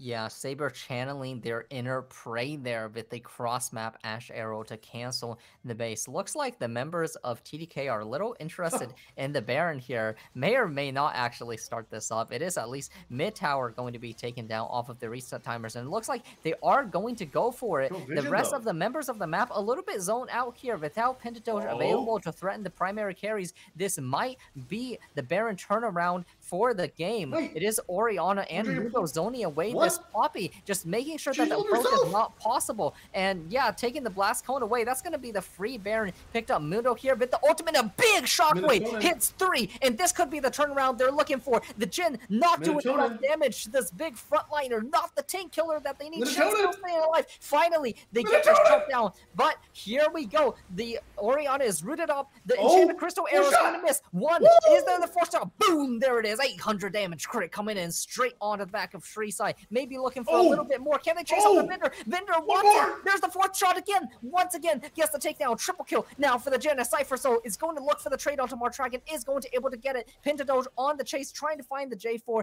is going to flag and drag over the wall. And when the dust all settles, it is 3 Barons going down. But ultimately, the Worm is picked up. 2 members traded on the other side. 15 seconds to Dragon Soul. Minotona able to regen up most of the way. The carries not quite available, but TP up in 10 seconds for Shrisai, 3 seconds for Mundo. When we saw what this frontliner was able to do earlier, does that mean they can contest this soul? We'll have to see as the Dragon gets started. Yeah, but critically, Martragon is not here. The smite is available, but they are still in the gray screen. Cypher Soul is in the area, but the vision is there. They don't know that Poppy's not in the pit, and Cypher Soul's not even looking for it. They don't have smite available, and this is just going to be the 4-shot likely going to be going down. Okay, the Ezreal's fight. Yeah, almost getting through it. Looks like they didn't have a good TP ward, so not choosing to move their solo laners through. Now, Chemtech Drake, not the most devastating soul to give over, so still definitely good chances for both teams here. And, you know, despite everything, despite the soul, despite the kill lead, it is still TDK here with the gold advantage. And this Mundo is going to continue to be a big problem. I mean, sure, you have Jin and Echo able to absolutely eviscerate this Orianna, this Ashe, this Ezreal on the TDK roster, but who is going to chew through this front line? Jin just doesn't quite have the tank busting power that, you know, almost any other ADC in the game is able to bring. We're going to head towards the Lord Dons here, so situation might be able to get a little bit better, but the Anathema's also finished for the Mundo. It still might be a challenge. It still might be a challenge, but that challenge is one that SBU Purple wants to take. Yep, a two-man shockwave, but it is still going to be the Orianna going down. Just simply not enough mobility to keep themselves alive. Ooh. And there is the all-out kidnapping Cypher Soul, preventing the rest of the team from taking them down. Mundo is far away, nowhere to be found in sight. Not going to be able to offer the front line for the team. And that's the crucial difference maker. Going to try and trade away the tier 2 bottom tower, but Kasante is going to be sent to match. And this is going to be the push for the inhibitor tower, for the inhibitor, maybe even Nexus towers in their eyes, as Minatonin continuing to aggress onto Vendor here is going to at least shift away. Looks like they're not going to push for more, but satisfied with that mid-inner, 2 towers taken and the inhibitor as well. Potato, these last 3 minutes have been absolutely insane and pivotal to both of these teams. The Dragon Soul clan, I just want to go back for a moment. It started with the Baron over 3 minutes ago. And like they got 3 kills off of it. Mark Dragon was not able to be in a space to contest it, but the ensuing fight, all of those kills went to Minatonin. They were able to get those 4th shots, and it was close. And off of that, got the Dragon Soul as well. And that really was able to secure them the mid inhibitor as well.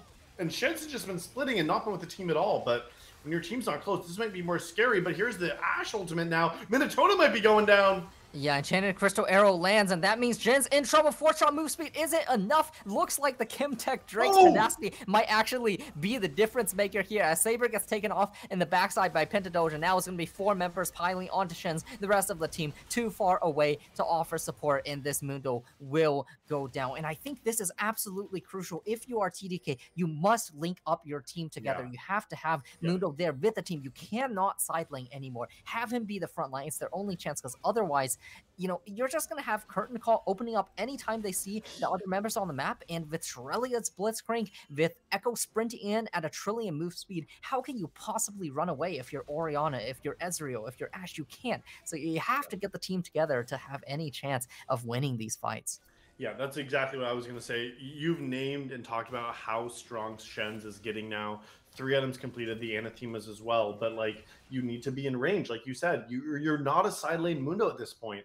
If you're catching side lanes, you have to have teleport available and get there early enough and just stop taking toast from just destroying the base. Because, like you said, this is your front line. This is your tank. This is the person that almost 1v1 Minatonin in the length of the Ashe stun. So it feels like this player needs to be with a team. Shen's just group up, play with 5, walk at them. Because I don't think we saw it. Like, Jin can't do too much at this point to this level 16 Mundo now. The only level 16 in the entire game, with the exception of Minatonin, I guess.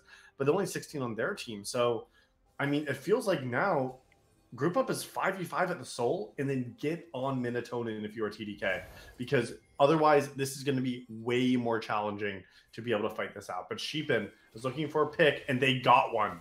Yep, getting the pick onto Saber here. This Ashe going to be immediately taken off the fight. Shockwave only catches 1 more. Dragon getting dangerously low, though, and is going to go down despite the flash. Now Shin's in the middle of 3 members. The rest of them on the chase. A nice Q3 from Kasante is going to pull them back. Cypher Soul and Vendor trying to actually trade back as much damage as they can. And the backside, Pentadoge going down already. This is going to be 2 falling. It is still Minatonin untouched. But this Mundo was able to frontline and stall for long enough, finally going down. But 3 members surviving on the side of TDK, and 4 members going down on the side of SBU. And that's the frontline difference, right? Like, Mundo able to buy so much time, able to just completely wail through the mid laner while getting attacked by 4 members. That's the difference maker here. Now 12.8k gold ahead in gold of everybody in the game except for Jin and Orianna. So these team fights are very playable. And here we have Elder Dragon coming up in 43 seconds. What can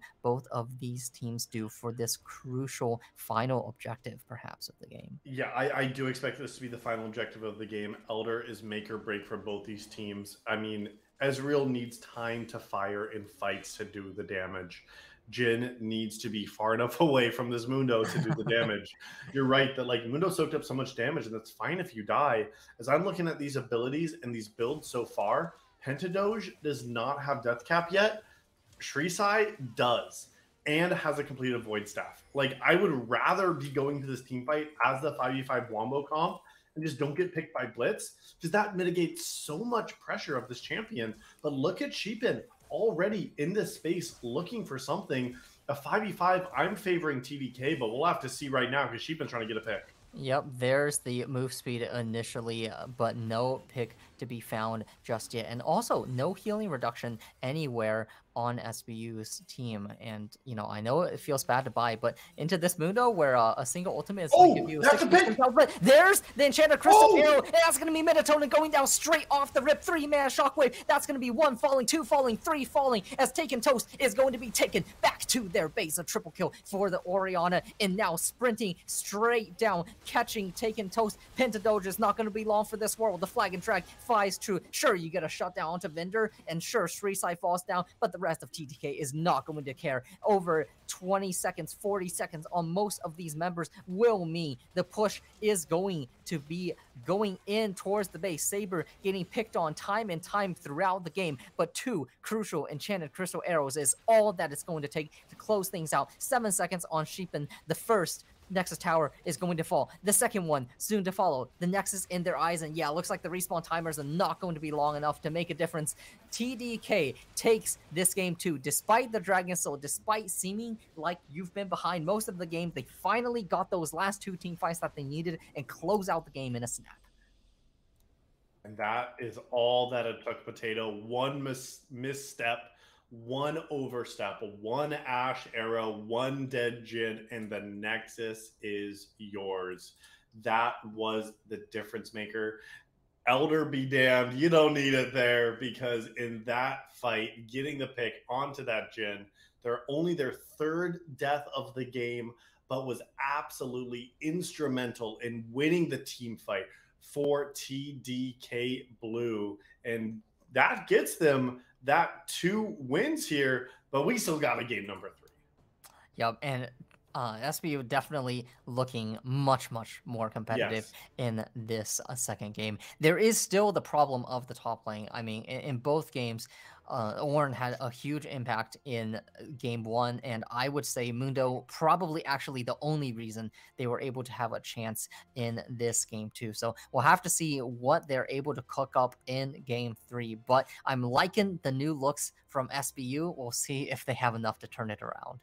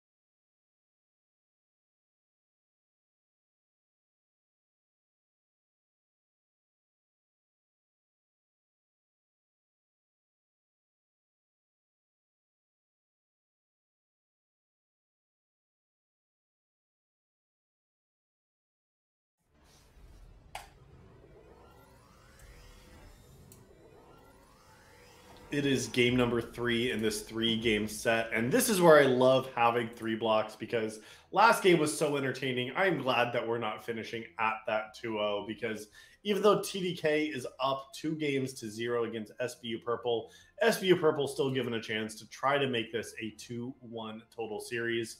And Pickman, we're back into it. We got to see what these teams have in store for game 3. Yeah, a fiery and competitive game 2 that we just had.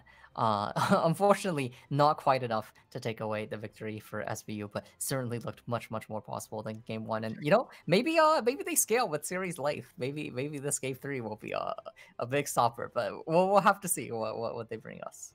Yeah, and I mean the story of game 2, it felt like it was so much in Minotonan's back that one pick late game from the Ash Arrow, that was it, right? The Nexus exploded from there. But we saw how much this player was able to do at the Baron buff, getting that triple kill, getting those 4th shots, and absolutely carrying these team fights. But once they died, the game ended. So I'm really hoping for game 3 here. Pentadoge had moments. I saw like up to 14 stacks on their Magi's as well. Like, what can these other players do to really shine in this game 3? Because you can't put it all into SBU Purple Minotonan's back. You got to share some of this love. And TDK Blue wants some of this Jhin love, and they're going to be locking it in for themselves game 1. Yeah, certainly not what I would think is the most conventional 1P, but banning away the Echo and taking away the Jhin, maybe it's a bit of trauma from the previous game. Maybe it's a bit of disrespect. Poppy ban too. Say?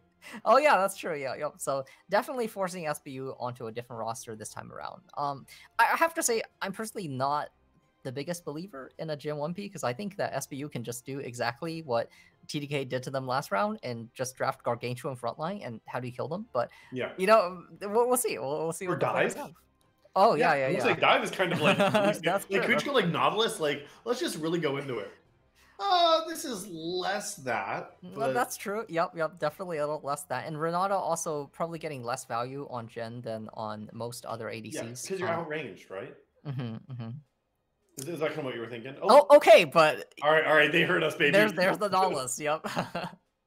So straight slamming it. A very powerful bot lane and a classic here in the Kai'Sa Nautilus. And Kai'Sa also a champion that's had some new builds in this new patch. Sometimes DN towards more of a on-hit style. So we'll see if we end up seeing any Rageblade Kai'Sa. Call back to the olden times, maybe. Because so much of Kai'Sa is like you need to try to get your evolves, right? Like, so you need enough attack speed, AD, and AP if you're going for those different evolves. But like the biggest one is typically Q evolve, right? And then you see E maybe. And then some people get W. Sometimes you don't even get it because you don't have enough AP built. So I'll be curious with these new builds, like what evolves are Kai'Sa getting and when are they getting them? And already kind of a maybe less than common answer with the Zyra. I want to see a couple of trees, but Wukong not going to be the answer. Yeah, and I was a little excited to maybe see a Nico jungle here. Yeah, me too. But unfortunately, that is not to be. Zyra, I think actually can still be a really effective answer if played well. First, just the catch potential with Jhin is really strong.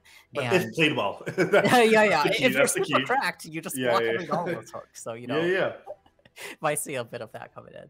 And yeah, for Kai'Sa builds, I think right now the most common one we've been seeing is something along the lines of Storm Razor into Rageblade, which will give you your Q evolve and almost your E evolve off that. It's a little close to my favorite iteration of Kai'Sa, which was Muramana into Rageblade with Nashers, get all 3 evolves, and it was just a fun time. But yeah, we'll see what the players end up going here. Wukong is going to be the answer. So if we want to dive, we're certainly getting a lot of that in SBU's comp, and Jhin and Zyra definitely both a little bit susceptible to that, but Zyra also offering a lot of disengage, right? The ultimate certainly going to buffer some of the aggression that SBU can bring out. All right, pop quiz. What's the name of Zyra's ultimate ability? Oh, something thorns. Ooh, I don't hate that answer. That may or may not be correct. All right, let's see how wrong. Let's see the ultimate is Strangle Thorns. Yep, there it is. Okay, kind of close. Yeah, I'll take it. But the Thorns, like her passive is Garden of Thorns. Like she got other thorns in there, but that's pretty good. Strangle Thorns, yeah, okay. Not a champion I've casted too much of, but like can really fill that like yeah, that mitigation, that peeling roll while still providing damage, right? It's not a Janna. It's not going to like completely reset a fight with the Monsoon, but it can give you this other range advantage as well as those plants, if dropped properly, to really deny a lot of it. And I mean, as you said, it's got to be played properly, but it's something I'm looking forward to seeing how it plays out. Yeah, and if Kai'Sa Nautilus don't find the appropriate hooks in lane, you can also find yourself just endlessly shoved in under tower, taking a lot Yeah. of poke damage. So it can definitely be effective. And once again, we see 4 top lane bans coming out in the second phase of bans, Yeah, this as wouldn't be a well as TDK versus SBU game if we didn't see second half banning top lane. yeah, and looks like this time around for their final game, nothing left to lose on the table. Looks like these Ooh. players are done Oh! playing tanks. We're gonna get Camille Jax as a matchup and Galio coming out in the mid lane. Yeah, I don't know if they're done playing tanks or just like they said, I've played my tank duty. It's time for you to play tank duty, right? Now we're seeing Cypher Soul picking up the Sejuani for themselves. We see that Sheepin, I mean, they've just been rotating through. If there was a game 4, we'd probably see Pike, right? Like they're going through these hook champs.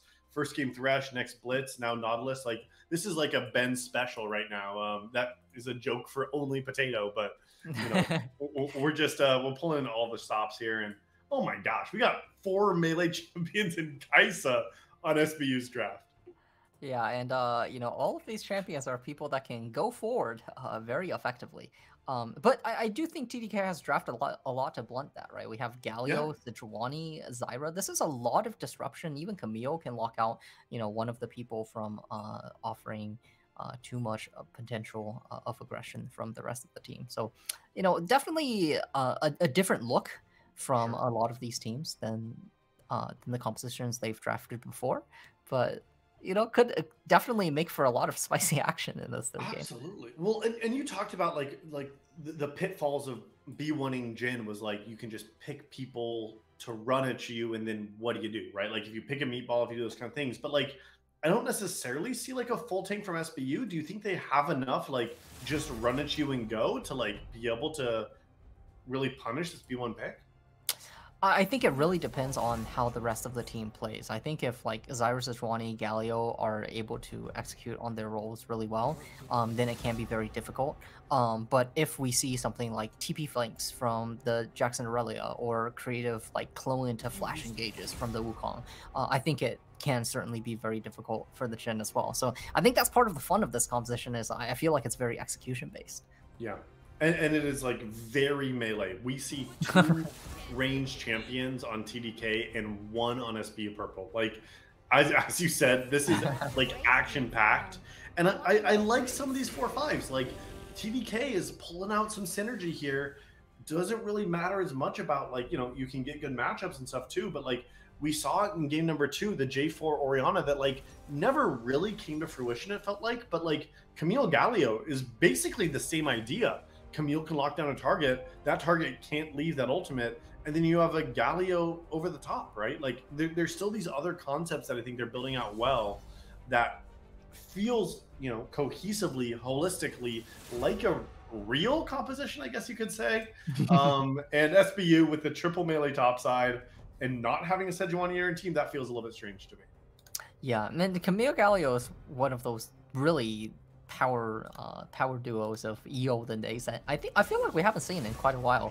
Just Yeah. because neither of these two champions have really been at the top of the meta in these last few years. But maybe we'll see just a picture of maybe TDK will show us exactly why this combo was so feared for so long in League of Legends. But yeah, we're gonna just be having these lock-ins finishing up soon. We'll be in game, so I'm hoping for a lot of action for both of these teams.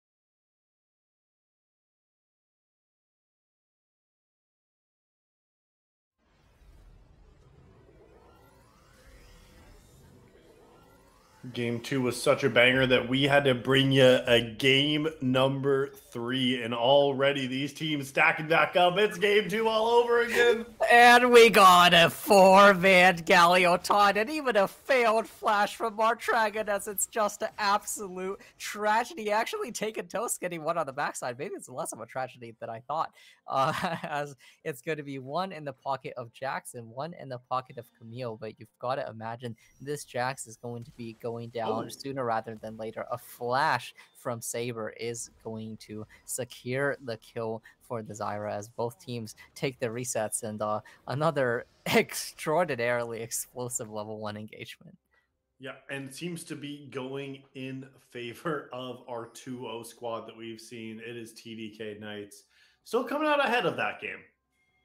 Yep, we do have both summoners expended on the Zyra here, so potentially an early target should the members of SBU be aware of that. And we do see Wukong here starting on the top side, potentially padding down early for a bit of a punish on that timer. Yeah, we'll have to see if this top to bot does result in anything. Like you had pointed out, that Flash and Ignite both down. Meanwhile, Minatonin, Sheepin, both with all 4 summoners available. Minatonin want to trade aggressively here. They seem to try to have an idea on how they can punish this Jhin, because Minatonin, when they were piloting that champion, had great success in game 2, right until they didn't and their next exploded. Yeah, but you can't fault them too much for one mistake there. Certainly a natural one. But yeah, putting on a great performance after a bit of a disappointing game 1. And it looks like top laner is going to be trading against each other a little bit here early on. And a nice hook landing here onto Vendor is going to pop the Kai'Sa passive for a big chunk of damage against this Jhin. And this is the kind of bot lane performance that we wanted to see out of this power pick. Oh my gosh, look at that. Another hook down, another hook successful.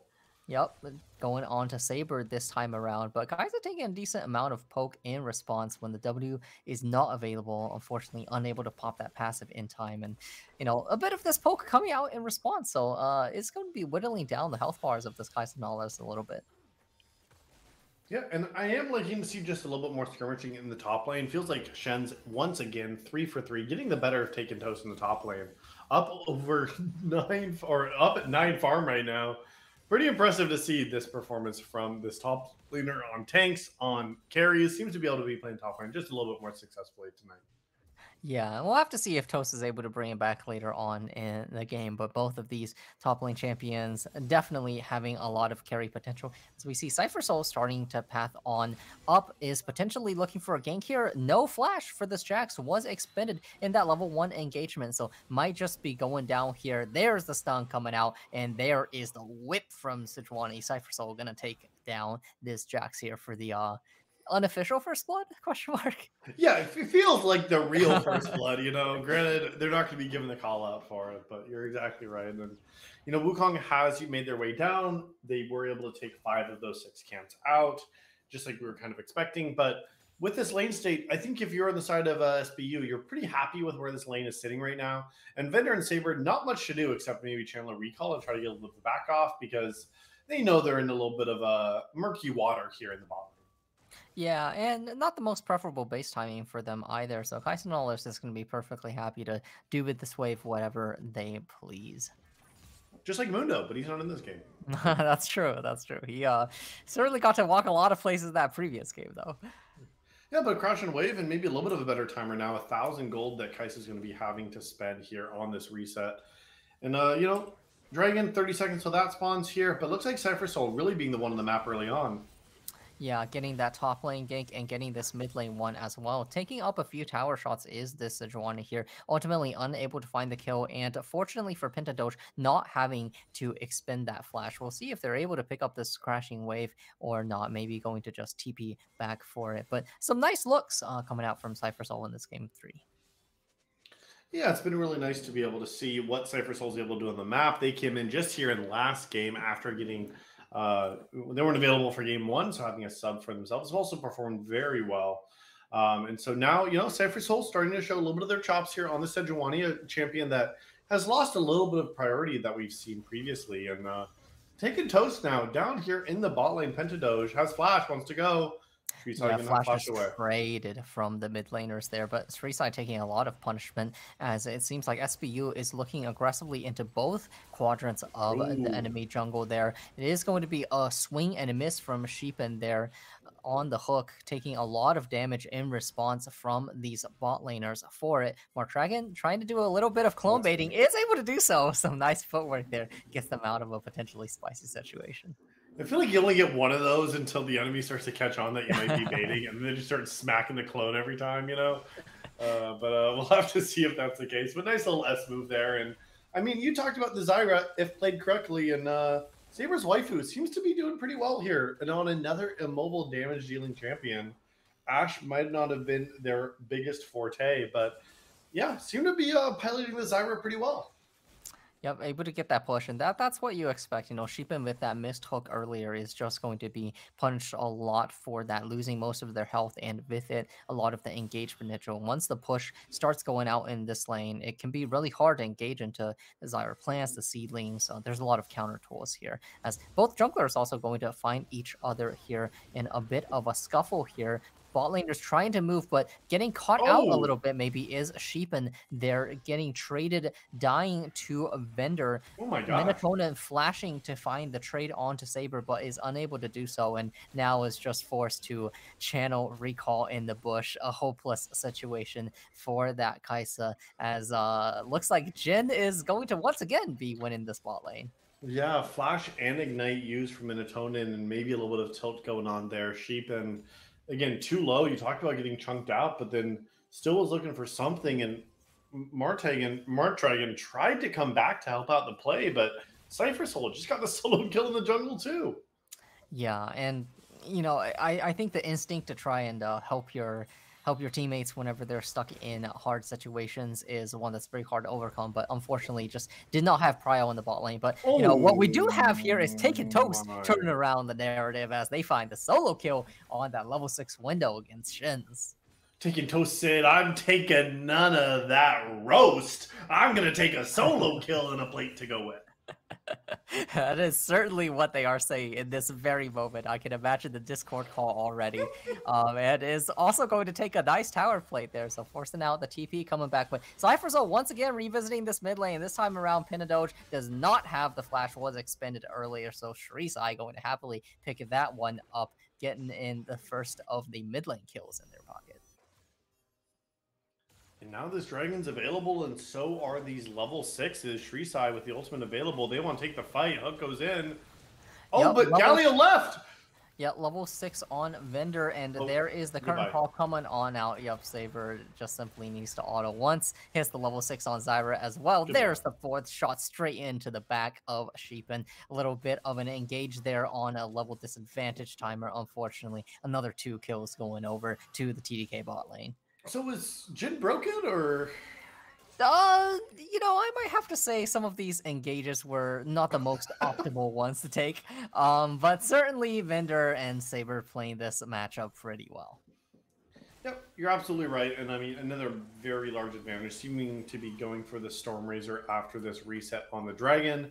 Really great on TDK Knight to be, or TDK Blue to be able to pick up this Ocean for themselves. And yeah, all we got for it is Nautilus with a Lifewell Pendant, the new support armor item. Pretty cheap, fashionable, and functional, as they say, and might be able to give just a little bit of health and survivability, but I think you need more than that to survive. Yeah, Martragan trying to get themselves established on the map as well, though, and yep, does manage to get a kill back into the pockets of Pinadoge, and was able to pick up the Rift Herald in exchange for the Drake, so might end up dropping it here in the mid lane, get a few plates here into the Aurelia's pockets, and you know, Aurelia certainly also a champion that offers a lot of threat when they're ahead, and so far what we're seeing too in this third game is a bit of a turnaround from the previous one. This time around, it is the bot lane of TDK getting advantage, and the mid top actually for the first time finding the advantage for SBU this time around, and Minder with the finished Stormrazor just dishing out so much damage, expertly dodges out on that hook, and you know, earlier when we said just be better and dodge forehead, seems like Vender's got that strategy on lock, as once again, both members of the bot lane falls to Vendor and Saber. Yeah, this is where the comms got to be coming in for SBU Purple, just like, hey, bot, we need to stop dying. Like, Play safe. Wait for T. Oh, Yeah, unfortunately, a bit of a cleanse there in the base. Perhaps a bit of a fat finger, or maybe just a bit of tilt coming out here. But we also have to say it has been consistently the bot lane of SBU looking for these engages. So most of the time, it is their fights that they're opting into here. And some of them have been a little close, but unfortunately, have consistently swung the way of TDK time after time. Now, Martragon maybe level on their way 6. bot, trying to turn it around. Yep, it is level 6 available for the Nautilus, but Vendor once again able to dodge it out. Flash available, but not going to expend it to get the fight started. So looks like bot lane is able to successfully disengage from that. And now 3 members here onto the top side. A nice glacial prison landed from Cypher Soul is going to take down Taken Toast.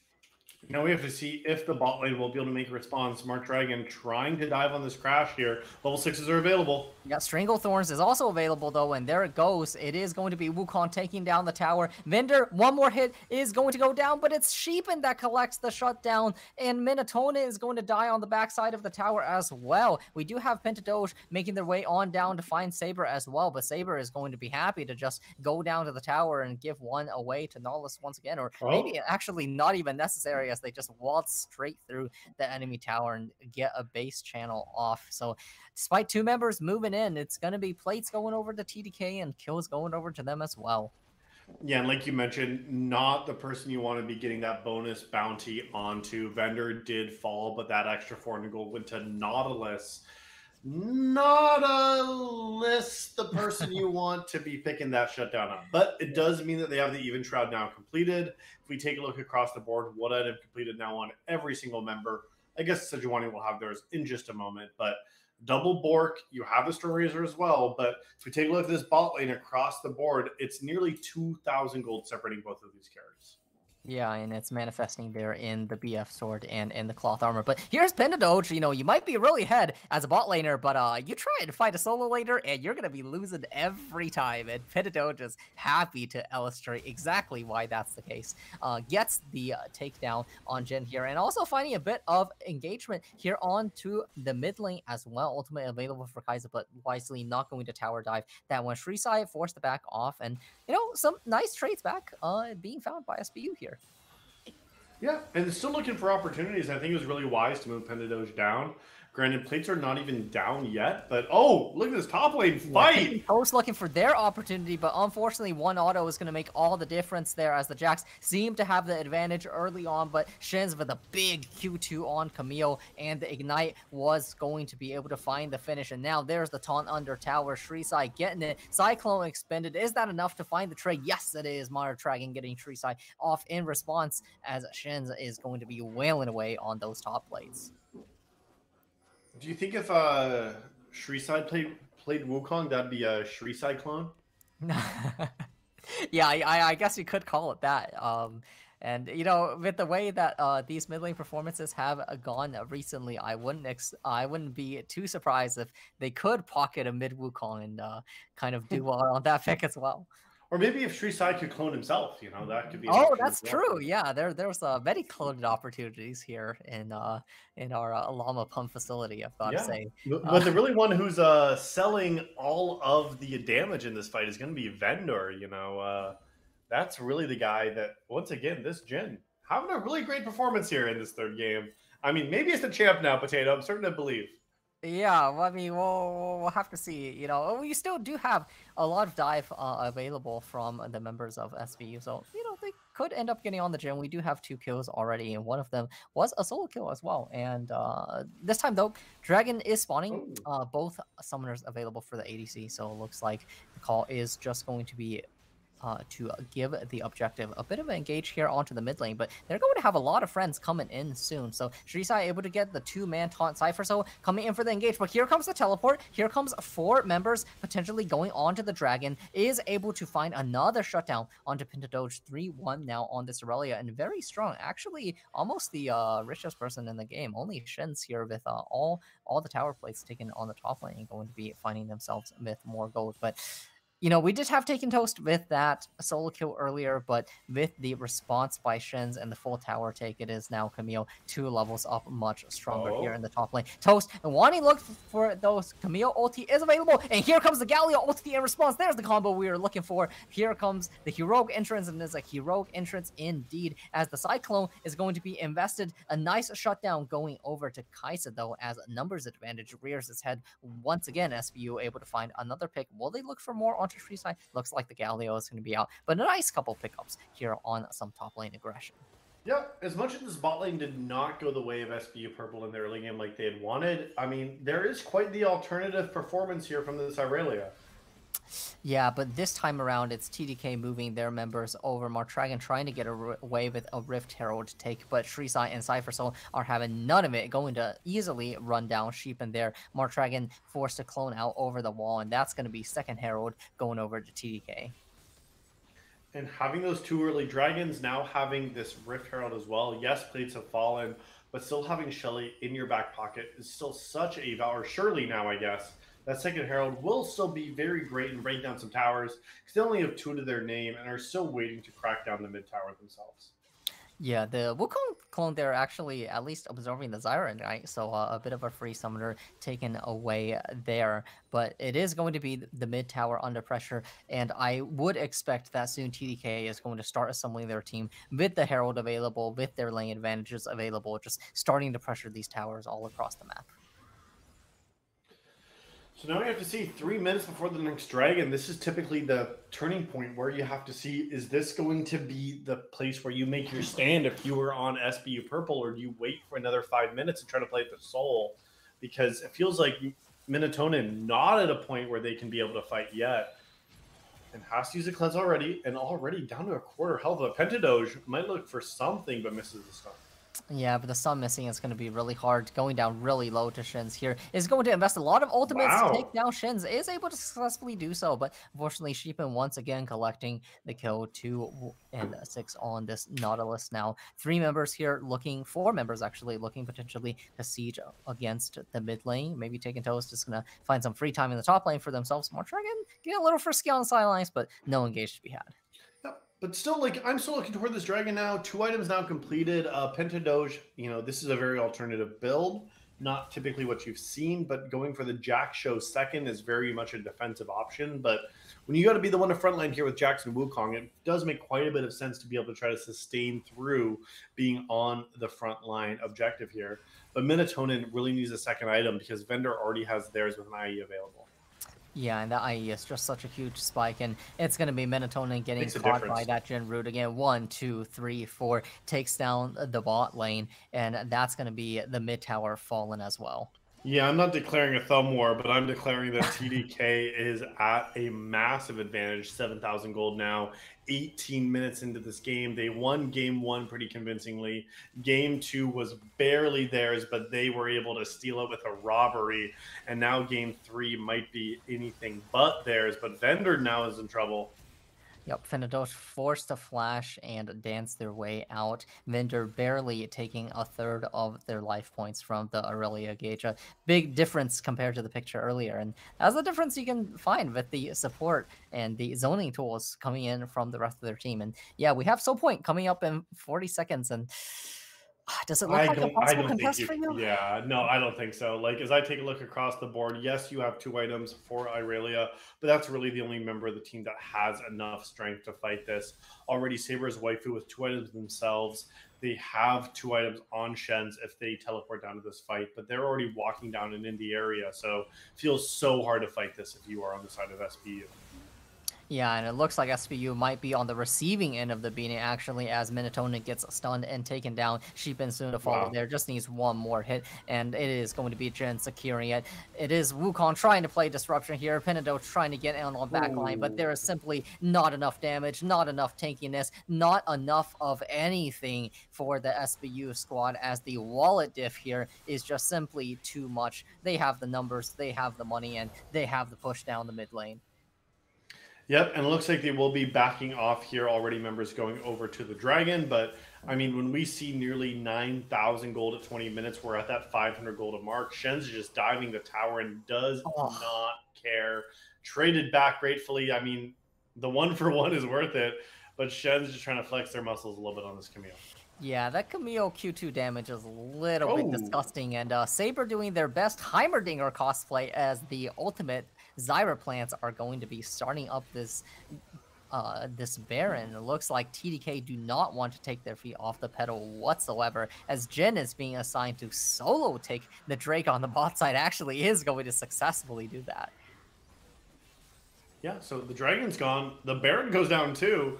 At 20 minutes to take both objectives in front of the enemy's face. They have no idea this is going on. Now they will, but it's too late. Yeah, the Baron recalls are going to just whisk them on out of there. Early bird achievement secured, if only this wasn't a custom. And, you know, the sieges are going to be coming through. And if we look at TDK's comp, like, this is also a comp that I feel like it's so hard to throw a lead from once you secure one of this caliber. I mean, you have pick all over the place. You have mountains of CC. You have terrific amounts of durability. And I feel like, you know, even if you take away the carries, despite all the zoning potential and stuff, even the tankier members just have enough brawling power in them to close out the rest of the team fight. No, I 100% agree with you here. And now, like, yeah, even if you have a rally that dives from the backline, you have enough single target lockdown. And I mean, take a look at that. Like, they're just diving into the jungle. They find someone, they kill that person. Cypher now trying to get around on Mark Dragon. And I mean, even they have to clone away, but that's about all the mobility that they have. Yeah, it's really just to see a champion on your screen and make sure that they are no longer on your screen, as Sheepin is going to be the next target for them to send to the base. Nautilus ultimate invested. Cypher Soul taking on the tower, but the Radiant Virtue is keeping them plenty healthy, as Vendor now on a rampage, taking down Pinadoge, the only member that maybe could have offered some amount of resistance here. It is going to be the inhibitor going down. It's going to be actually the Nexus towers straight in their sights. They're not stopping this train of a push towards the SBU Nexus, as we have Galio charging in, looking for the taunt. Wukong just getting locked up, not even a moment to be able to move there under their own tower. Taken Toast is going to try and jump on Vendor, but the only place that they're going to be jumping is back to their own fountain. The fountain laser finds the shutdown onto Cypher Soul, one of the best KDAs in this game, actually, as Vendor now, there's the heroic entrance even mitigating the approach from Taken Toast, as it is just an absolute KDA farm fest, getting in the stats, getting in some extra kills here before the Nexus will ultimately and inevitably be down. Vendor once again taking the Nexus towers. That's 2 kills for the Fountain Laser now. Sheepin taking down the 4th kill of this game, but it's all for naught. One more hit is going to be enough to take down the SBU Nexus for the 3rd time. A 3-0 for tonight's series. A hard-fought game 2. Unfortunately, a bit more of a lopsided game in the 1st and 3rd ones, but a fun series nonetheless. It absolutely was, and it did feel a little bit like after that game too. That's got to be so demoralizing for TDK Blue, or for SBU Purple, right? After TDK Blue was able to pick up that win, and in this 3-block, Team Death Knights Blue able to be successful in all 3 of those matches tonight. And yeah, this was just it was a hard-fought game number 2, and I think SBU might have had an angle to close this series out, or take it 2 of these games if game 2 went their way. But ultimately, going to this 3rd game here after losing 2, like, it's so hard to recover from. And I think we saw just how punishing this Team Death Knight squad can be when they get that lead. Yeah, TDK definitely doing very well with their gold advantage. Once they secured it, just driving it all the way home in these games. But that, yeah, it is going to be the 3-0 tonight. Well played to both teams. Very happy to be here, to be able to watch some entertaining fights between these 2 squads. Yeah, but for Style Esports, for AllO Potato and myself, Llama, that is going to do us for us tonight. Great 3 matches up this evening between these 2 teams, and now you'll have to wait for the next Style Esports cast for when we can see playoffs is just around the corner. This was the last scheduled match for this week, but with playoffs coming up, we're going to be seeing way more Style Esports action, and we hope to see you there for it. But for Potato and myself, that is going to do it for us tonight. We hope that you have a great rest of your evening. We will see you next time on Style Esports.